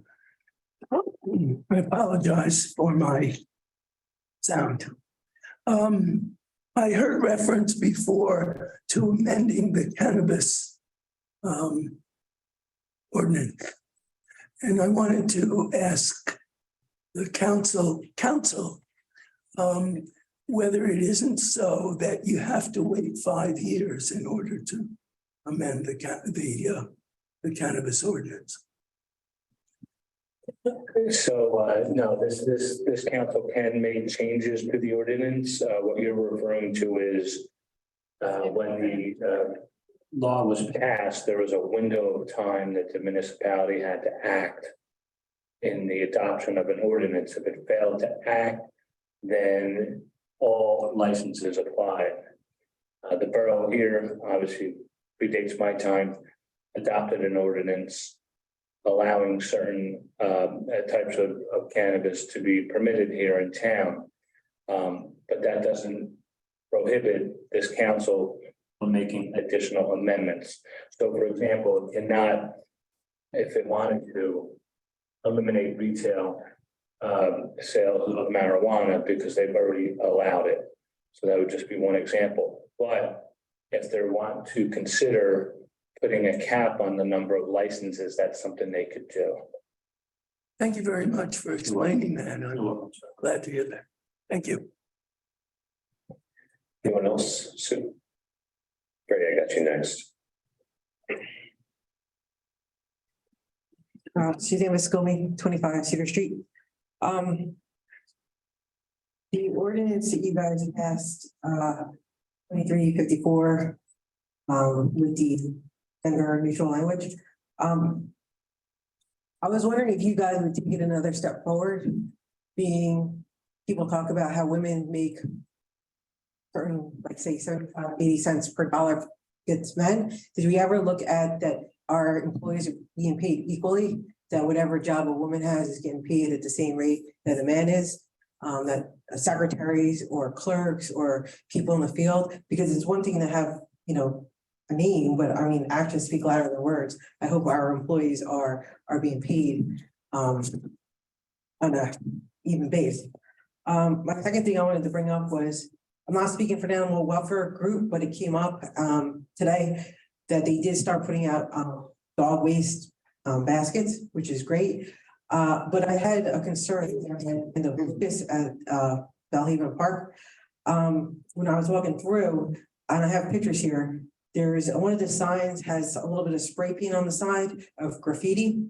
And also on the slide, the F word is painted on there, spray painted, and some other things. I don't think that's appropriate for little kids to see. So I was wondering if somebody can paint that over or something. And I will think DPW was ready to jump on. There was a sign that is promoting the turtle nesting to stay off the beach. That sign is on the ground and it probably wasn't done purposely. It's very windy, so it would fall down. So it really comes down to, you know, we put so much money into this park to maintain it and not let it go down the drain. So now that the spring is coming around, I'd rather make sure it's alerted and that we can make it nice. Kids don't need to see profanity. Thank you. Thank you. So Gary Watson is on the meeting. I'm sure he just heard you, but I'll follow up with him tomorrow and make sure we get the. Yeah, it's not a lot, which is great considering, but I mean, you know, they're gonna be down there, hopefully. Mayor, I'd like to respond to Suzanne's first point. Suzanne, with regards to your comment about gender equality in terms of paying, et cetera. It's absolutely 100% something that I would support. Thank you for bringing up that important issue. It would have to, of course, be with advice of counsel, legal counsel, as we look into that. Something that's far more enforceable, of course, in the public sector versus the private.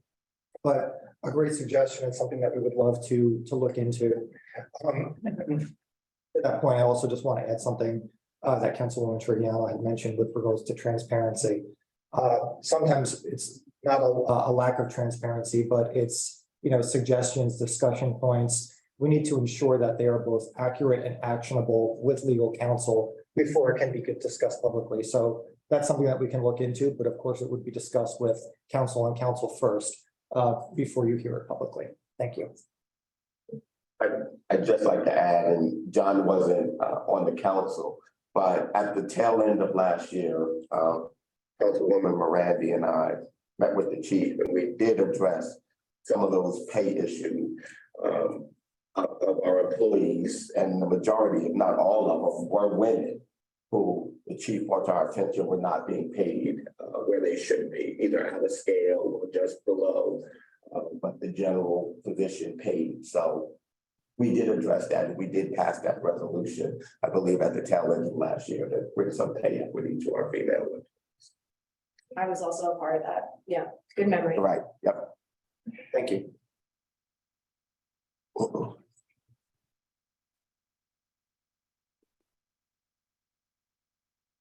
Bill Box 2074 Red Bank. Good evening, Mayor, Council. Good evening. Got some things I just want to address. The last council meeting, I sat in the back. I apologize for hollering out, which I should have knew better. But I sat in the back and I listened to some things that I just disagreed with. And someone was Michael Ballard, spoke to Kate about she didn't address an issue concerning the borough between him, well, he said, use the word, two black councilmen. I look at it like this. All of y'all ran for election, black, white, Spanish, whoever voted for all of y'all. They didn't choose no colors. And I don't think the issue that he slid in here to have anything to do with this.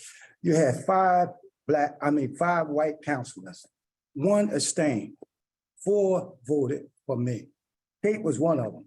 One black councilman voted no. That was you, Michael Ballard. Then turn around the day of me being honored up there at the park, Johnny Jazz Park. We had to notify the Parks and Recs a month or 3 months, 3 weeks in advance. We did, chairperson, Parks.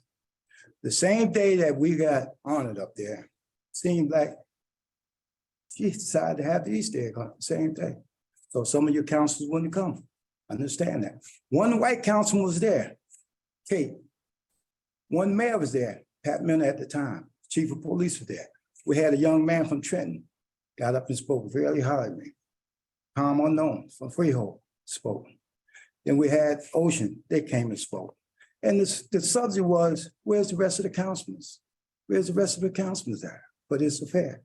That's okay. But at the same time, you excuse yourself this year from the Parks and Recs because you said it was conflicts of interest with your spouse working there.